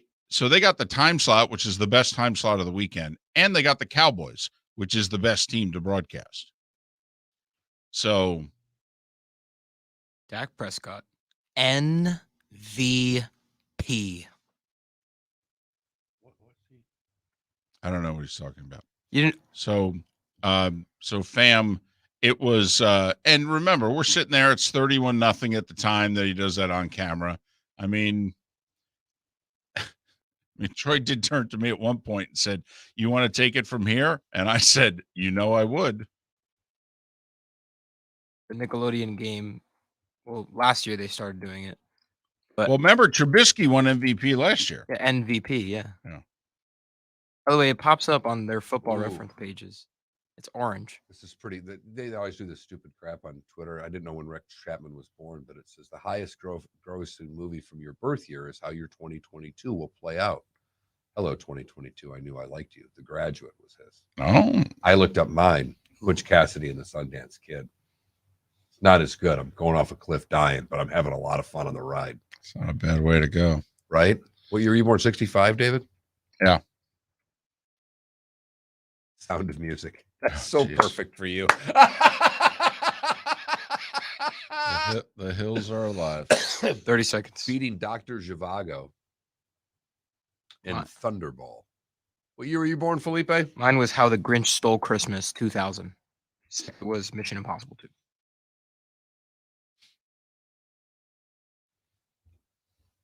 Wow.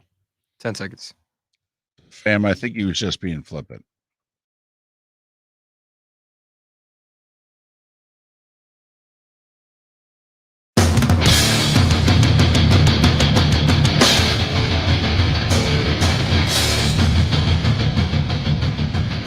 You are listening to Miller and Moulton, exclusively on the Florida Sports Network. And now, here's Mark Miller and David Moulton.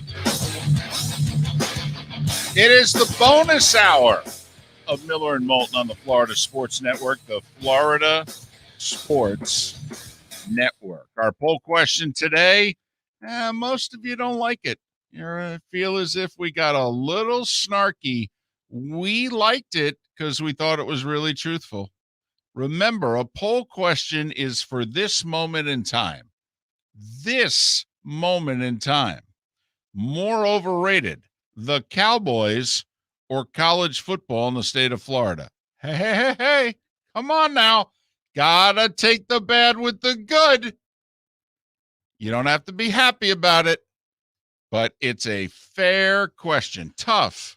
The listener does not But think it's a fair. fair question. No. And it was a little snarky.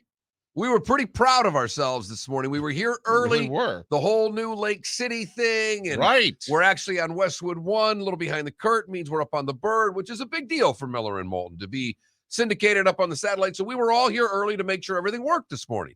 Way too much time for Miller and Moulton to spend with one another before a show. We had a poll question done Right. before the show started. I mean, we were all over this thing. Right. So maybe we won't do it again. Maybe we'll do more. I don't know. I liked it. I liked getting here early. I liked the attitude of the show today. All right. You want to be snarky for the rest of the week? Martin Luther King Jr. holiday today. We know many of you are not working. Remember, because it's a national holiday, certain things are closed. So keep that in mind. You can text the show, FSN Radio, send it to 21,000. FSN Radio, all one word, to 21,000. And we will receive said texts. We are live once again on Twitch, the Miller and Moulton channel. Thank the many of you who watch and those that subscribe and follow as well. That benefits Miller and Moulton. We are very appreciative of it. Good, bad, and ugly. What's on tap today was the day when coming up in roughly 35 minutes. You know, David, it's interesting. You asked the question. We were talking about John Ruiz, the Miami booster who is dumping millions upon millions of dollars into the Hurricanes athletic department. And you simply just asked when I said they are jumping into the deep end of the college football pool. You said, who's not jumping in? Right. We get a text, David. There's always a snarky listener as well. Uh-huh. Well, Utah and BYU might be very late Yeah. to the NIL. All right. But when I see that, I laugh because you're right. But if BYU wanted to jump in, they could tell everybody not named Notre Dame to hold my beer. Right. No. They've got a pool of people they can go to. The network. Yeah. I mean, they know exactly who they are, millions of them. And It's why Liberty has always been the school David has said, if they want to, they have the money to accomplish it. I thought the AAC made a mistake in not bringing in Liberty. I forget, was it Conference USA that took them instead? They're leaving the ASUN after this year. But to me, you have to look at teams who have money, have an endowment. Liberty's endowment's $2 billion. That's with a B. And they're just now getting serious about sports, which, as we've seen, has a tendency to drive many a financial train at a university. So now there are issues that come with Liberty. But if you're running an athletic conference, You don't really care about the issues, not as much as you care about the money. so if I was Mike Oresco, I would have been like, I understand some people are going to give us a little grief with this and what have you, a few columnists and maybe even a few university presidents. I don't know what to tell you. This is major college sports, and they've got the money to be good at college football. Now, David, I picked Green Bay to go to the Super Bowl when the playoffs began. I think that they will represent the NFC. I think that Tampa, with the injuries, just doesn't have enough to get there. But when San Francisco won the game last night, as someone who travels with the Fox crew and will be at the NFC Championship wherever the game is played, Right. as Dak slid and the time wore down and we knew that San Francisco had won the football game, was there a point that you said, the likelihood of me being in Tampa a lot more during the month of January just happened? How much of a shot did you give Tampa of hosting the NFC Championship game as San Francisco was winning that football game last night? Well, I think San Francisco's a live play at Lambeau. I think styles make a fight, and their style gives them a real shot to win. I will say, Rodgers and the Packers don't lose a lot of divisional round games. Now, he's 1-4 in NFC Championship games, but they don't get beat in the divisional round all that often.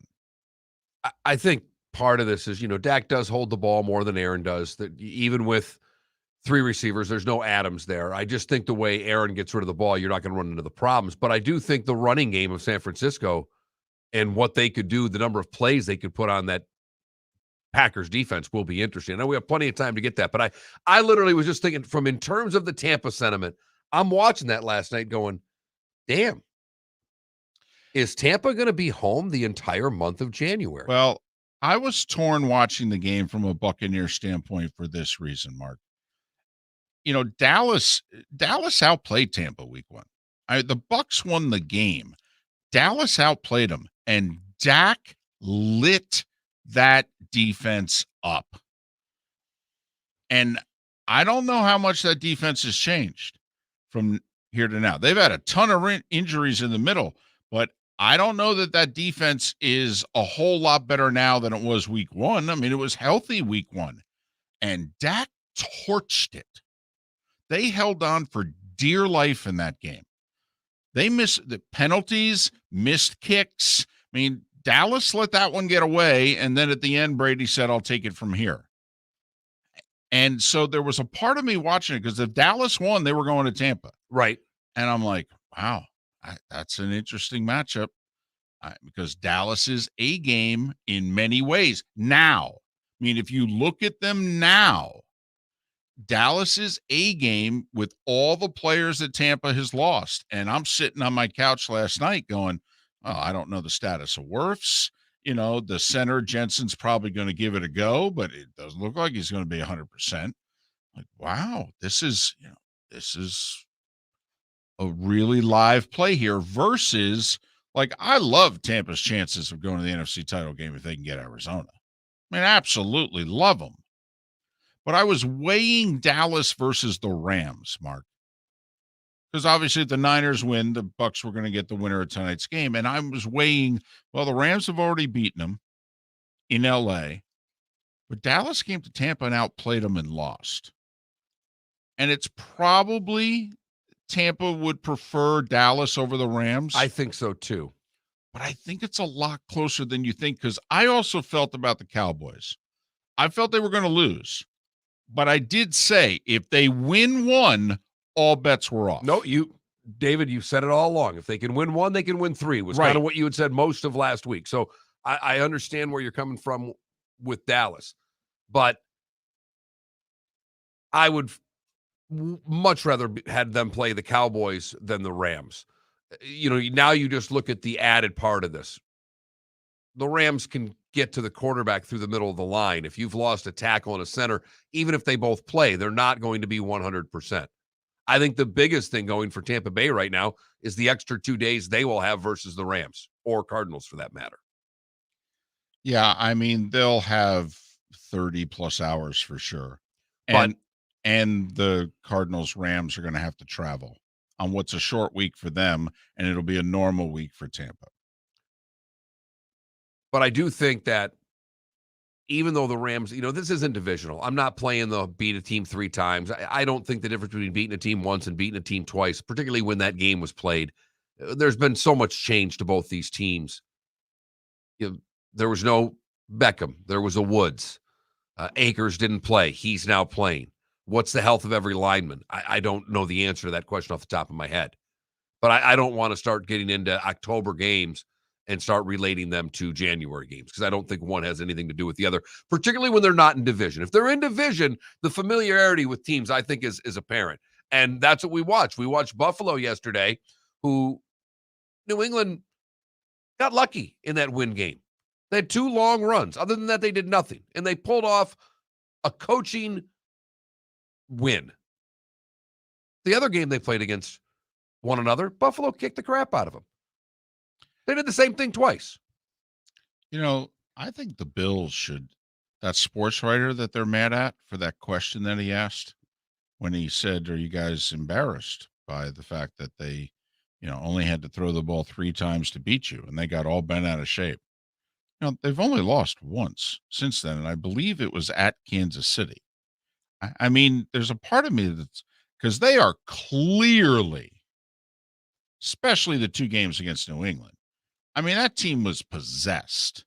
I mean, they were edgy, they were arrogant, and that's not normally how they play. But against the Patriots those 2 times, it was as if, all they had to do was play the clip from the presser and send him out there. And there's a part of me that's like, should they be thanking this guy? And I think they should. And that's why, David, I know you're right. At the end of the day, you were right when you said it Friday, and you're still right now that Matthew Stafford has the most pressure on him of any quarterback. But I really believe Josh Allen's was not the canyon that most people thought it was between he and Stafford because of that question, because of the fact that it was the Patriots. And that if Josh Allen would have lost that game, I think all of us would have believed it would have been because of Josh Allen. And instead, he played maybe the best game of his career. Well, his last two performances against the Patriots is as good as anyone in this league can do, and that includes Mahomes, and that includes Rodgers, and anyone else that you may want to name. And it will be an unbelievable matchup. It feels like bigger than a divisional round game, 2 against 3. But Sunday night, the late game, the last of the 4, is Kansas City hosting Buffalo. That is something. That is something. Cincinnati, Tennessee is the 4:30 Saturday game. Green Bay hosting San Francisco on Fox is the Saturday night game. NBC will get Brady against the winner of tonight's Rams-Cardinals game. And then CBS has got Allen and Mahomes. And what will be interesting, we'll know whether or not the winner of that game's hosting. I mean, if Cincinnati upsets Tennessee, and I think that's going to be a very trendy pick. When Cincinnati upsets Tennessee? The joy of Friday is going to be David Moulton picking this game. And David, I don't want to hear your prediction for this game at all this week. I don't care. All right. Until Friday comes around, because this is your current man crush. Yes. Against the guy that you have stuck up for. Yep. Against all odds. Yep. The guy that you really pushed your chest out there for and said, damn it, you guys are wrong about him. That's right. And I was right. I am right. I was right. Ryan Tannehill can play a little bit. He's not a bum. He can play a little bit. He's not a bum. You guys all said he was a bum. He was not a bum.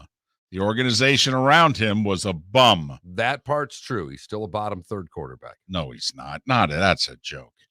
That's a joke. You just did that to get me riled up. And it worked. Yes, it did. It worked really well. 14 minutes after the hour. We'll look ahead to Arizona and the Rams next. Miller Moulton, the Florida Sports Network. Hey, it's Mark Miller for the Training Grove by Orange Whip Golf, where golfers go to get better.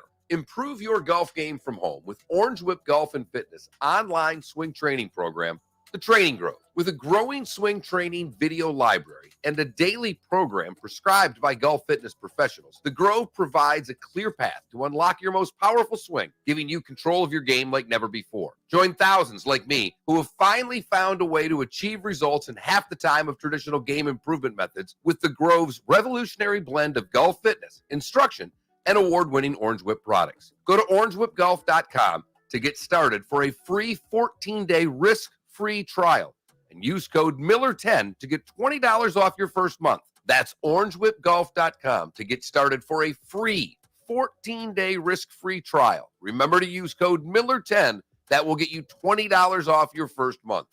The Training Grove by Orange Whip Golf, where golfers go to get better. You are listening to Miller and Moulton on the Florida Sports Network.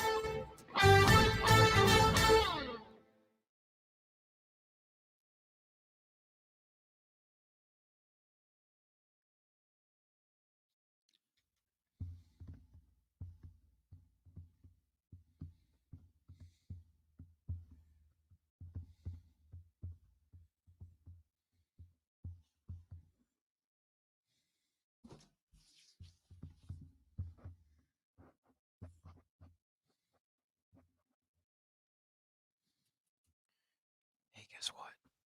Ever since Alex Caruso has been injured, the Bulls defense has been one of the worst defenses in the NBA.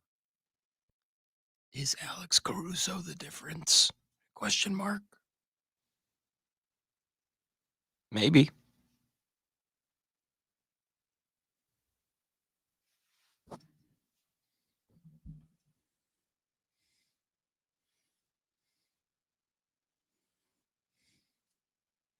He lost to the Sixers too. That was a tough one. Can't guard Joel Embiid. Not many people who have an answer for Joel Embiid. That's why I fear them in the playoffs. Can't lie. I think we'd beat them, but not without a fight.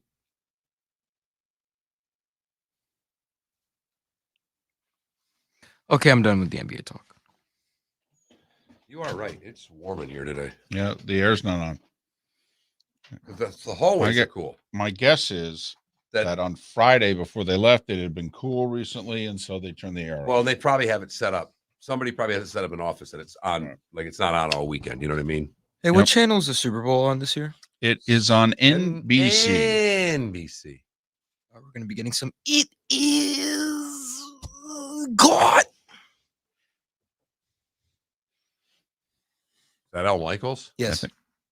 You always It's funny. It sounded like Romo. The suspenseful. Oh yeah, Romo does the. Oh, I don't know. Then he calls every play.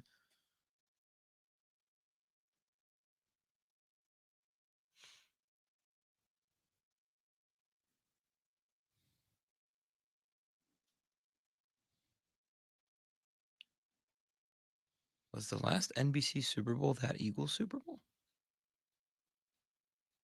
I think No. so.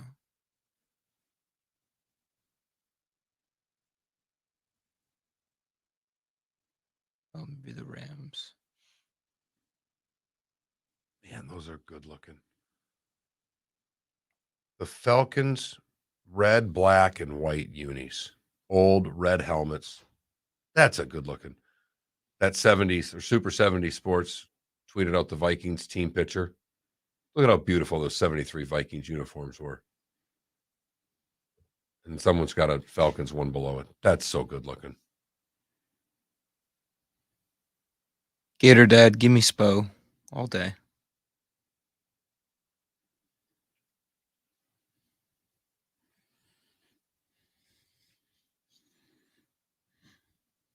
We missed. Did you miss a game yet? We're even, right? You have Cardinals tonight. I have Rams, right? We're both 5-0. Yeah, I'm 5-0 and 5-0 against the number, which I'm guessing you are too. Both had the Bengals winning and covering. Both had the Bills winning and covering. Both had the Bucks winning and covering. Both had the Niners winning outright, so obviously they were going to cover. And I'm pretty sure we both had the Chiefs winning and covering. Yeah. 1 minute. I mean, I thought it would go that way. I thought Kansas City would destroy them. So you have Rams, I have Cardinals, right? Mm-hmm. I don't know if I've ever gone 6-0, especially against a number. Since you and I have worked together. Wild card weekend. Even 4-0s when it was 4 was hard. Not since you and I have worked together. Right. That's a fairly long time. But I mean just 4, because I know this is only the second weekend of this, but 30. Just saying, I don't know how many times I went 4-0 against a number wild card weekend.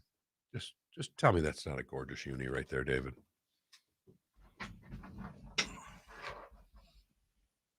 How good does that look? They took the red out of their uniform. It's the most ridiculous thing ever.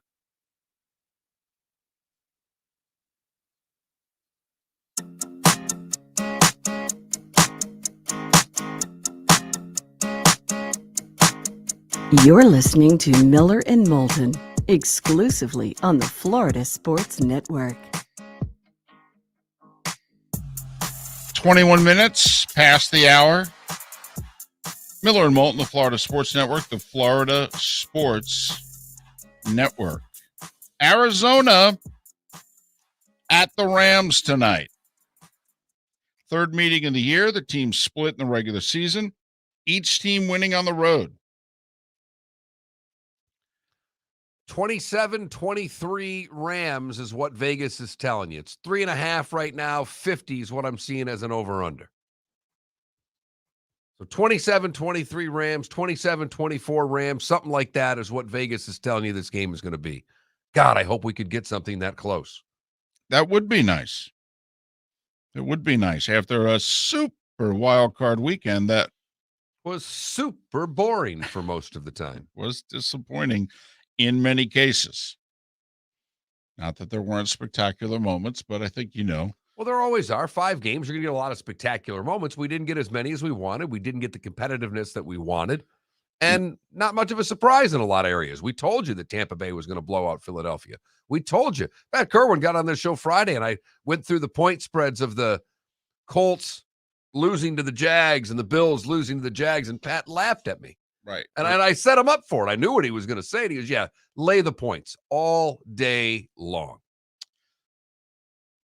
Speaking of which, before we get back to the Cardinals and the Rams, so it's the end for Ben with the Steelers, and obviously they have to move on. Well, I do think Ben has escaped the criticism that Eli Manning got at the end of his career. I really do. Ben hasn't been that good the last 2 years. Nope. Got off to a great start last year, which avoided any criticism. The end was terrible, but remember, they were 11-0, so how could you criticize a quarterback who's won his first 11 games? And, he's throwing nothing but 2 and 3 yard passes. All the people that rag on Tua, where you been with Ben? Where? Ben's got much better wide receivers than Tua.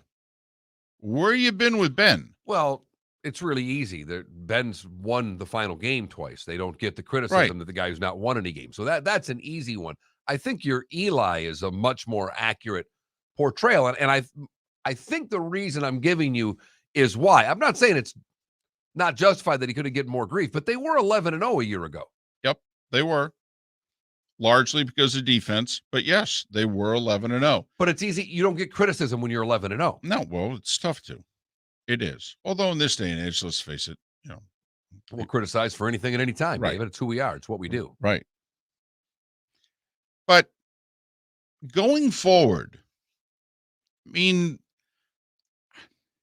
may be sacrilegious to say this to certain people out there, but I don't think it's going to be all that hard for the Steelers to go out and find better quarterback play if they want to. Now, if they're foolish enough to turn this over to Mason Rudolph, well, you can kiss off the 2022 season right now. But if you're trying to upgrade at quarterback, I got to be honest, I don't think it's going to be hard. I don't. Jimmy Garoppolo or Ben Roethlisberger? Oh, right now, Jimmy G. And there's going to be quite a few guys like that. David, Kirk Cousins for 1 year or last year's Ben. I'd probably take Kirk Cousins. Probably? It's not even close. It really isn't. Ben's a Hall of Famer, not taking anything away of it. Eli may be a Hall of Famer, not taking anything away about the first 14 plus years of his career. Last 2 years, Eli was a bad starting quarterback. Well, the Steelers had a Monday night game, whatever, a Manning cast, in which if you listen to Peyton, who played against Ben a lot. Yep. Peyton multiple times said, these were throws that were easy for Ben not that long ago, and he just can't make them. And he didn't do it being a jerk. He was just very much pointing out to everybody that age wins every damn time. Right. And he was pointing out, you could see here that Ben just doesn't have it in the legs the way he used to. And hey, Peyton knows Peyton didn't have it his final year in the league. Did not the neck, which influenced the shoulder. He didn't have the arm strength anymore. And so, if you think Pittsburgh's a pretty good team, particularly on one side of the ball, that needs to upgrade on the offensive side, well, there's no better way to upgrade than at the quarterback position.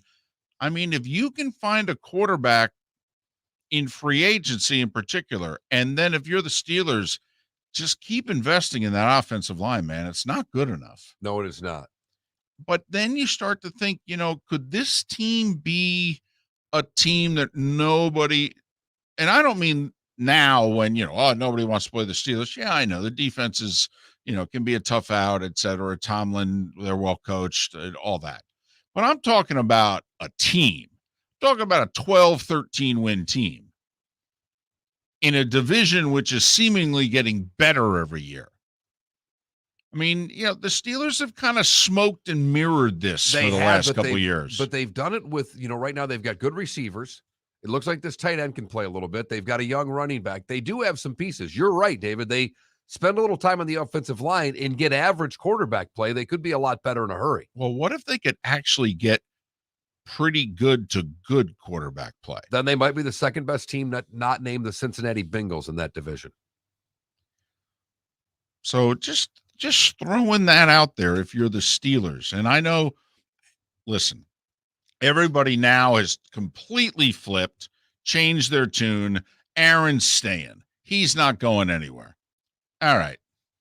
I'm going to stick with my guns. I think he's playing his last 1 to 3 games as a Packer. Now, I've been in the same camp all along, but you are right. There has been a massive. Massive. But we have to get to what's important right now. You and I have both accurately picked every single game in Super Wildcard Weekend. We have. And you and I are on opposite sides We are. of tonight's football game. There We is are. a lot riding in this. 5-0 and 5-0 against the number, Right. everyone. Let's get to what's important here. Come on now. And the Rams are a 3.5-point favorite tonight, taking on the Arizona Cardinals. I am taking the Rams. I am laying the points, as I think the Rams will do what they always do against the Cardinals. That's win. And I'm going to say it's going to be by 4 or more and lay the 3.5.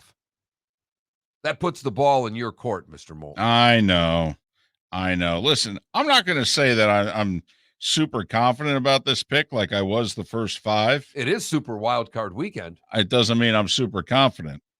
I was about the first 5, though.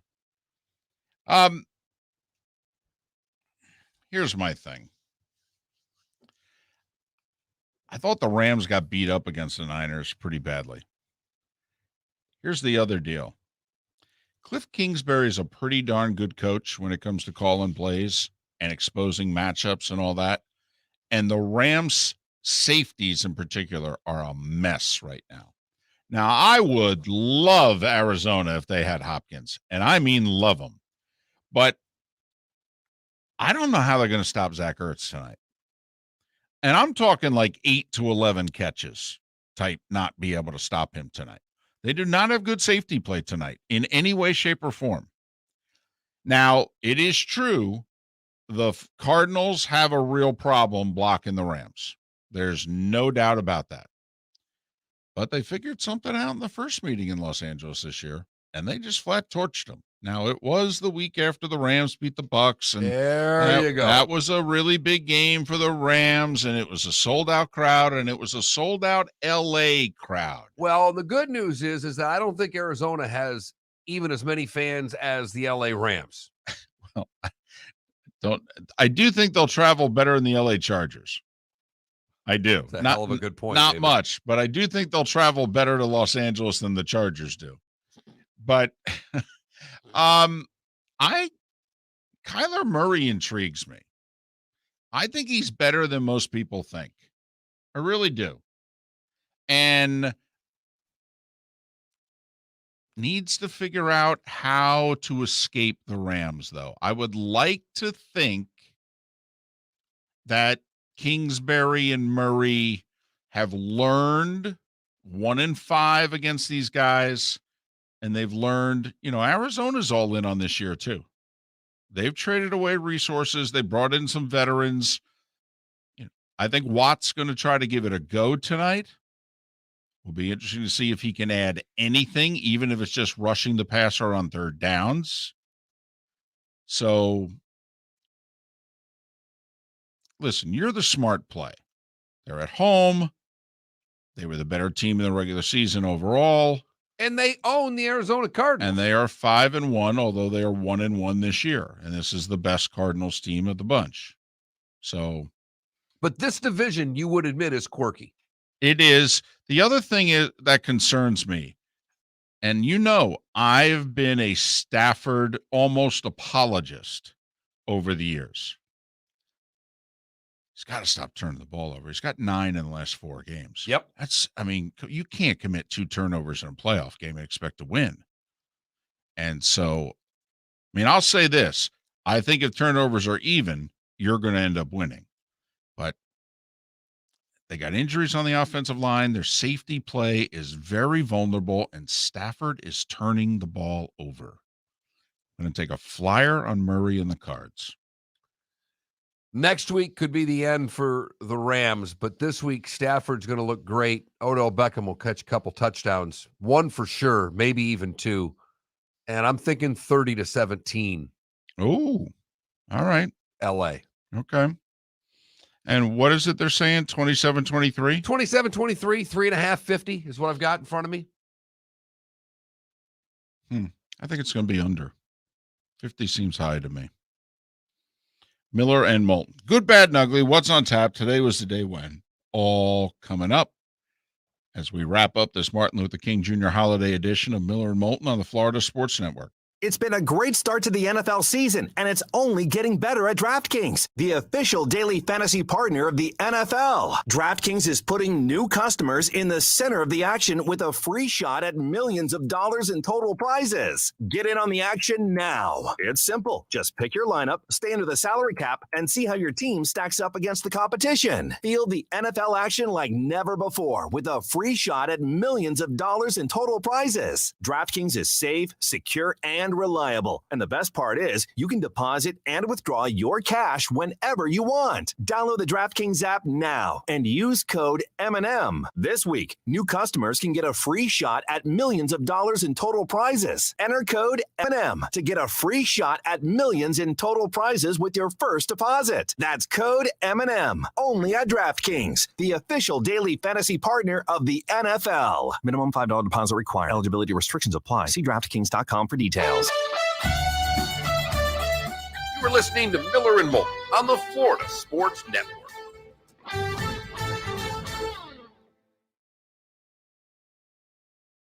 Rico really tried because I think Mike's a pro. First off, they looked god-awful. Well, you sent me the text. David, okay, look it. For the most part, now I didn't see what Joe and Troy were wearing yesterday because it was warmer out. We're sport Jackets. normal. Yeah. But when it's cold out, those guys are both wearing overcoats. Yes. They're class. Yes. No. But I mean, Right. Now Al and Chris will wear the sweater underneath. Yes. But they look the same. So Tirico had, I don't know if you saw it, he had the sweater underneath that didn't match. Kyler Murray? Watch out! He's got to get away from the cup speed! Just, I don't know.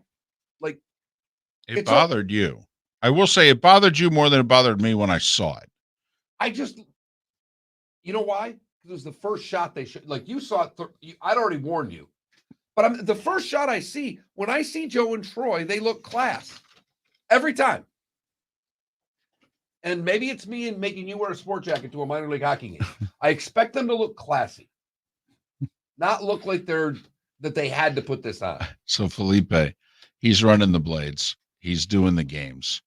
The Blades are are they in the finals? Yes. Against Boise? Yes. And so he's doing TV. And he's got a guy in the office who has filled in and done radio, but he needs a color guy. And, they don't want to pay. So he calls me and he basically says, "Hey, will you work for food?" I go, "Sure." And so I show up and I dress something like this, only my shirt was tucked in. Had a belt, it was tucked in. I mean, it's a hockey game, right? I walk in the arena. I walk right by the offices. He comes out the door. He turns, looks at me. You know how when you look at somebody and you look them up and down and you are just blanking them while you're doing it? He looks at me in complete and utter disgust. And the look on his face He's is been like, doing TV. He wears a sport jacket and a tie every night. He looks great. Right. We're doing hockey on the radio here. I didn't think, what are we doing? And he basically says, if I could send you home right now to get dressed and come back, I would. Okay. And he says, I'll let you do tonight's game, but don't you ever dress like this again. Who? Mark. Okay. And so I do. He wears jacket and tie in a press box for a hockey game. So I do game one with Dan Gunther there on the radio. And we come back for game two. And I don't know if I brought a sport coat. but I wore a short shirt and tie. I think I had a sport coat on though. Okay, because this is a hockey arena, it's a little cooler, and I'm like, well, might as well. Mm-hmm. There you go. Oh yeah, absolutely, Mister, and that's why it was funny because we're not doing radio together. He's got a job, right? And I'm doing local TV. I got a job. And now I know.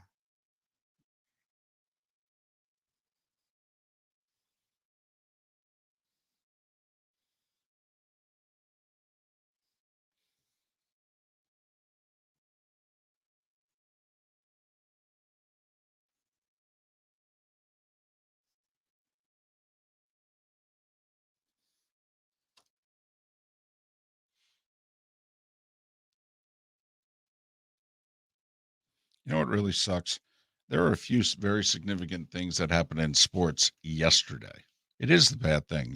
You miss out on the 2 weekend days in which there are a couple things that you'd really like to mention. Kyler Murray's going to score a rushing touchdown tonight. You want to know why? Because he's got getting away from the cop speed. Well, that he does. And he looks like a toddler in his jammies running around the field. Oh, that is true. Running away from his parents. Kyler Murray's that kid who you couldn't catch on the playground your whole life. No. Didn't matter if you were in couldn't catch him. Grade school, middle school. You just could not catch this kid. This kid's in 6th grade? Oh, I can't catch him. I got nothing for him, Mom. Yep. I don't know what to tell you. Nothing. Nope, can't catch him. Had him cornered in a room once he got away. He needs to play baseball at some point. Yeah, well, that ship sailed. Oh, we're coming back.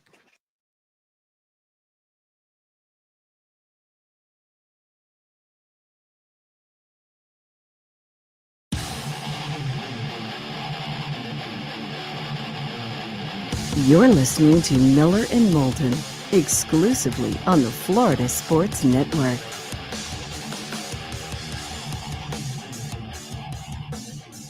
"21 minutes before the hour, Miller and Moulton, the Florida Sports Network, the Florida Sports Network. Arizona at the Rams tonight, 8:15 kickoff. We get a Manning cast tonight, don't we? I think so. Well, I know they're working. I thought they were doing one then. I thought they said that the last game. So a playoff edition of the Manning cast on ESPN2 tonight. Cardinals, Rams, 8:15 kickoff. Winner to go to Tampa and play the Bucks, 3:00 on Sunday. Right now it is time for... Leave it to the oldest guy in the show, and definitely the oldest soul, to live in the past. Here's David Moulton with Today Was the Day When... Today's a huge birthday day. Yes, it is. I mean, staggeringly so. First off, Betty White would have been 100 today. Muhammad Ali would have been 80 today. Al Capone would have been 123 today. Benjamin Franklin would have been 316 today. Well, he'd have been pissed about the call last night, too. He would have been. There's no doubt. Ben was always big on referees being in better shape. He was a stickler. There's no question. Andy Kaufman would have been 73 today. I mean, he's been dead longer than he was alive. But for those of us that remember, Andy Kaufman would have been 73 today. Susanna Hoffs is 63 today. She's still hot. I did that for you. I just saw a picture of her recently, and she looks amazing. I did that for you. I'm going to go watch the Walk Like an Egyptian video like 47 times in a row when I go home. James Earl Jones, 91. Jim Carrey, 60. Steve Harvey, 65. Michelle Obama, 58. Kid Rock, 51. Dwayne Wade, 40. Dwayne Wade! Says the kid who grew up in Miami. Thank you, D. Wade. Thank you so much. I know, it's Wade County. Enough. Enough over there. That's... Do you get the sense at the dinner table growing up that the parents are just sitting there and, all of a sudden somebody says something and just noise would come out of his chair? Well, we found that he has an older brother. I think he was beaten a lot. I think he just had the you-know-what beat out of him on a regular basis by his older brother. You're getting somewhere with the dinner table, though. My mom always said, can we please stop talking about sports, please? There you go, Mom. There you go. Can I just mention one thing that would have been yesterday? Two, actually. Kurt Flood filed his lawsuit yesterday in 1970. The whole reserve clause thing, that's kind of a big deal. Also, Jim Brown played his final game yesterday in 1966. It was the Pro Bowl. Nobody knew it, including Jim at the time, that would be it. He was one of the two MVPs in the game, and then he went off to make the movie. Production ran long.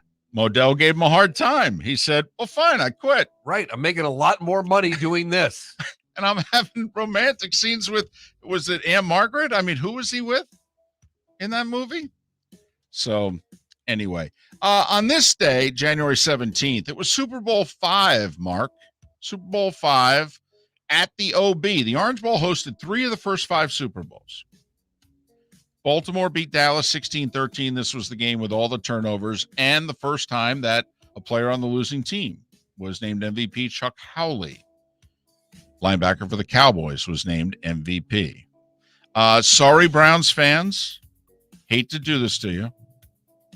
The fumble was today in 88. Ernest Biner going in for the tying score. Fumbles at the 3-yard line with 1:12 to go. Broncos go back to the Super Bowl 38-33 over the Browns. This is the AFC Championship game that a lot of Dolph fans forget. This was the other AFC Championship game that Marino played in, because he played in AFC title games his second and third year in the league. They beat the Steelers at home. They lost to the Patriots. 7 years later, they hosted Jim Kelly and the Bills. The Dolphins actually won the division that year. The road went through Miami, and Buffalo came in and just totally outclassed them, 29-10. Went to their third Super Bowl in their 4-year run. Mark, on this day in 95, the Rams announced they were moving to St. Louis. Huh. How'd that work out? Well, they stayed for a while. Then they moved back. 20 plus years, and then they did move back. Yes. You can always go home, David. Well, I believe that, Mark. And on this day in 1996, Steve Yzerman scored his 500th career goal. And Mark, it wasn't just any goal. Remember, this is 96. He scored it against the Avs in a 3-2 win. Made me smile a little bit, David. Yes. I don't know if that smile is going to go away anytime soon. Non-sports events on this day, the PGA of America. There's some debate as to whether it was formed today. They met today to form the PGA of America.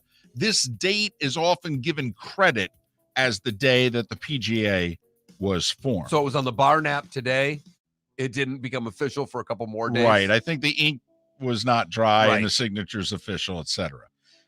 First day of prohibition in this nation on this day in 1920. For those of you trying dry January, this is when you should have done it. Right. 1961, Eisenhower, 3 days left in office, gives his farewell address, and he warns against the, quote, military-industrial complex. It was the first time it was ever uttered publicly. And the fact that it was uttered by not just the president, but by arguably the greatest general in our nation's history on this day in 61. Mark, Barry Manilow hit #1 on this day in 76 with I Write the Songs. That make the whole world sing, David. That's right. Love and special things, Mark. Mm-hmm. I like Copacabana better, if you want to know the truth. On this day in 1984, if you really think about it, this is a huge Supreme Court ruling. They took the case and ruled that a private use of a VCR at home to tape whatever it is that you want to tape does not violate federal copyright laws. Imagine if they had ruled the other way. we may not have DVR. I mean, if you really want to extrapolate this out, if they had gone the other way. Just think of all the role-playing videos that couldn't have been done by people inside their own homes. Is that what we're calling it now? Role-playing? All right, for you, Mark. I mean, Desert Storm was on this day 31 years ago, but 1990 Rock and Roll Hall of Fame inductees, there were 16 of them, including Bobby Darin, the Kinks, Simon and Garfunkel, Louis Armstrong, the Four Tops, the Platters, and the Who. Not bad. I will say I had a stats test the day Desert Storm started, and that test got put off. Oh, so we talked politics for an hour and a half of the class, and then he let it because he was a former military guy. He goes, I know you're all scared. None of you are going anywhere. Let's sit down and talk. So in other words, as far as you were concerned, the war got off to a good start. For me, yes. And finally, Mark, on this day in 96, 9 acts inducted into the Rock and Roll Hall of Fame, including David Bowie, Jefferson Airplane, Pink Floyd, Gladys Knight, and the Pips. Jefferson Airplane should have ended as Jefferson Airplane. The whole Jefferson Starship thing. Didn't work for you? We built this city. Yes, we did. Time now for... You've heard folks elsewhere mock Florida is gonna Florida. Well, Mark Miller sees it differently. He calls it the good, the bad, and the ugly. What you got, Mark? Obviously, a lousy day yesterday in Southwest Florida. That leads to a couple of good, happy endings where Edward Murray had his home severely damaged. He and his daughter both made it out. Thought they lost Coco the dog. But NBC2 reporting that Coco has been found and reunited with Edward. At least one happy story in the midst of all of that. For the bad news, we go across the pond where 2 men have been jailed for trying to smuggle 250,000 pounds worth of blow inside of cans of baked beans. Their efforts were pretty pathetic of how the beans were sealed, but both 43-year-old men trying to smuggle in some blow via baked bean cans, failed miserably. For the ugly, Marilyn Fletcher called police because she thought she had spotted the world's most venomous snake. Animal rescue was on his way over. He knew how deadly the snakes were. When he got there, he spotted the snake. He was glad to see it was in the exact same place that the woman noticed it.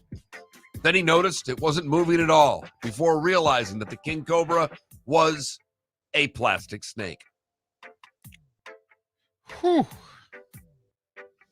You know how I am about them. Apparently, it had come from the neighbor's garden. It was a toy. Fortunately, the snake has been returned to its home, and no one was injured in the killing of the plastic king cobra. That, David, is they're vicious, Mark. The good, the bad, and the ugly on today, January the 17th. They are vicious. Djokovic, by the way, deported back in Serbia. If you missed it over the weekend, he lost his appeal, and now the French Open is saying we don't think you're going to be able to play here either. Shocking.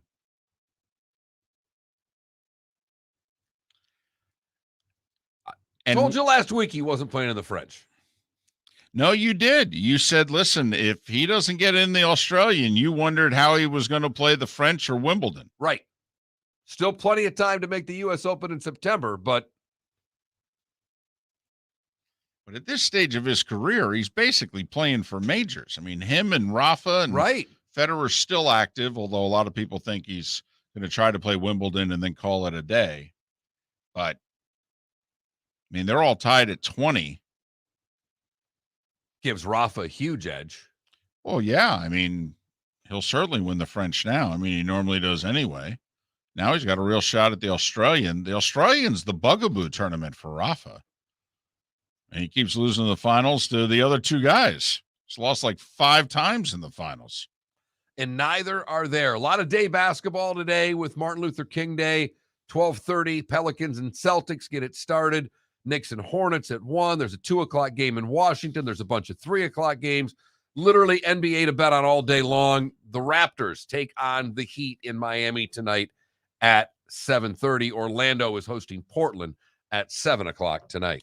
What's interesting, Mark, is that we have 9 NHL games. 9. One of them's already been postponed, the Devils and the Leafs. But we have 9 games, and none of them involve the Lightning or the Panthers. And they also start this afternoon. I mean, Wings and Sabres at 1, Wild and Avalanche, which is actually a really good game, is at 3, and so on and so forth. Far more games during the afternoon than during the evening. So one of those fun days. If you're not working today, you can watch a little hoop, you can watch a little hockey, and get yourself right into Super Wild Card weekend, ending with the Cardinals and the Rams. You've got the Rams. I've got the Cardinals. We both agree, however, if you're a Bucs fan, you're rooting for the Cards. Because you get the winner tonight at home, and we just think it's a better matchup against Arizona. 100%. I just think there's more weapons on that Ram team. If they're going to play the Rams, I think it's a tougher game. You got to deal with Darnold. They're a better pass rushing team right now than are the Cardinals. They're a better running team than the Cardinals right now. The receivers are better than the Cardinals right now. I'm trying to figure out how the Cardinals win tonight. I know you are. I know, and I will say, with the way they ended the season, didn't they lose 4 of their last 5? The only win was, guess who? Dallas in Big D. Should have been a tell. Should have been a tell for many of you who were riding the Cowboys train. It was for the two of us. We both had the Niners, and it led us to today's poll question, which what is more overrated, the Cowboys or the state of college football in the state of Florida? And right now, 3 of 4 you say the Cowboys. We're not surprised by that. We actually think it's a lot closer than what the vote is, however. And we knew the vote was not going to be close. Oh, we figured it. We figured 80-20, 75-25. We were about right on with this one. Probably not the right day to be snarky our first day in Lake City. Right. And also first day of the week. I just should have been a little more positive, a little more upbeat. But I think McCarthy gets fired tomorrow. I don't think anybody does any official business today while the game is being played tonight. There's kind of an unwritten rule in all the major sports that when you've got a major event going on, you don't create any news that day. Well, that would mean there's a major event going on in the NFL, and I don't know if Cardinals-Rams qualifies. Come on now. The league thinks it's a major event. ABC, ESPN's just thrilled to have a playoff game in prime time. I'll be curious how many of you actually watch, or whether or not if you're footballed out. I'm with you on that one. Miller and Moulton, thank you so much for listening. We'll do it again tomorrow morning, 6 a.m. right here on the Florida Sports Network. The Firestone Grand Prix of St. Petersburg, presented by RP Funding, roars through the streets of beautiful downtown St. Petersburg, February 25th to the 27th.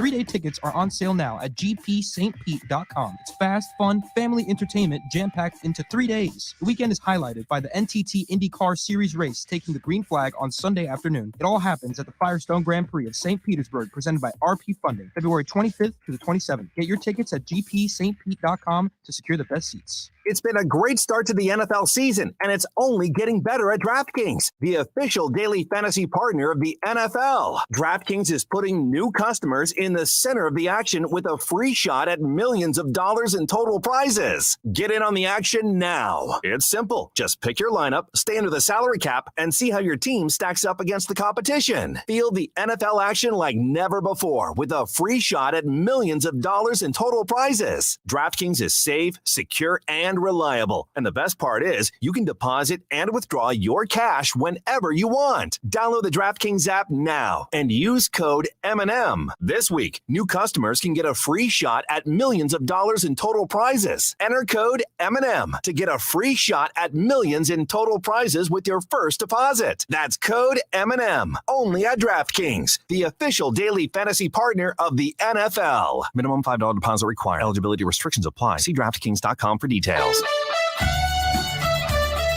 You were listening to Miller and Moulton on the Florida Sports Network.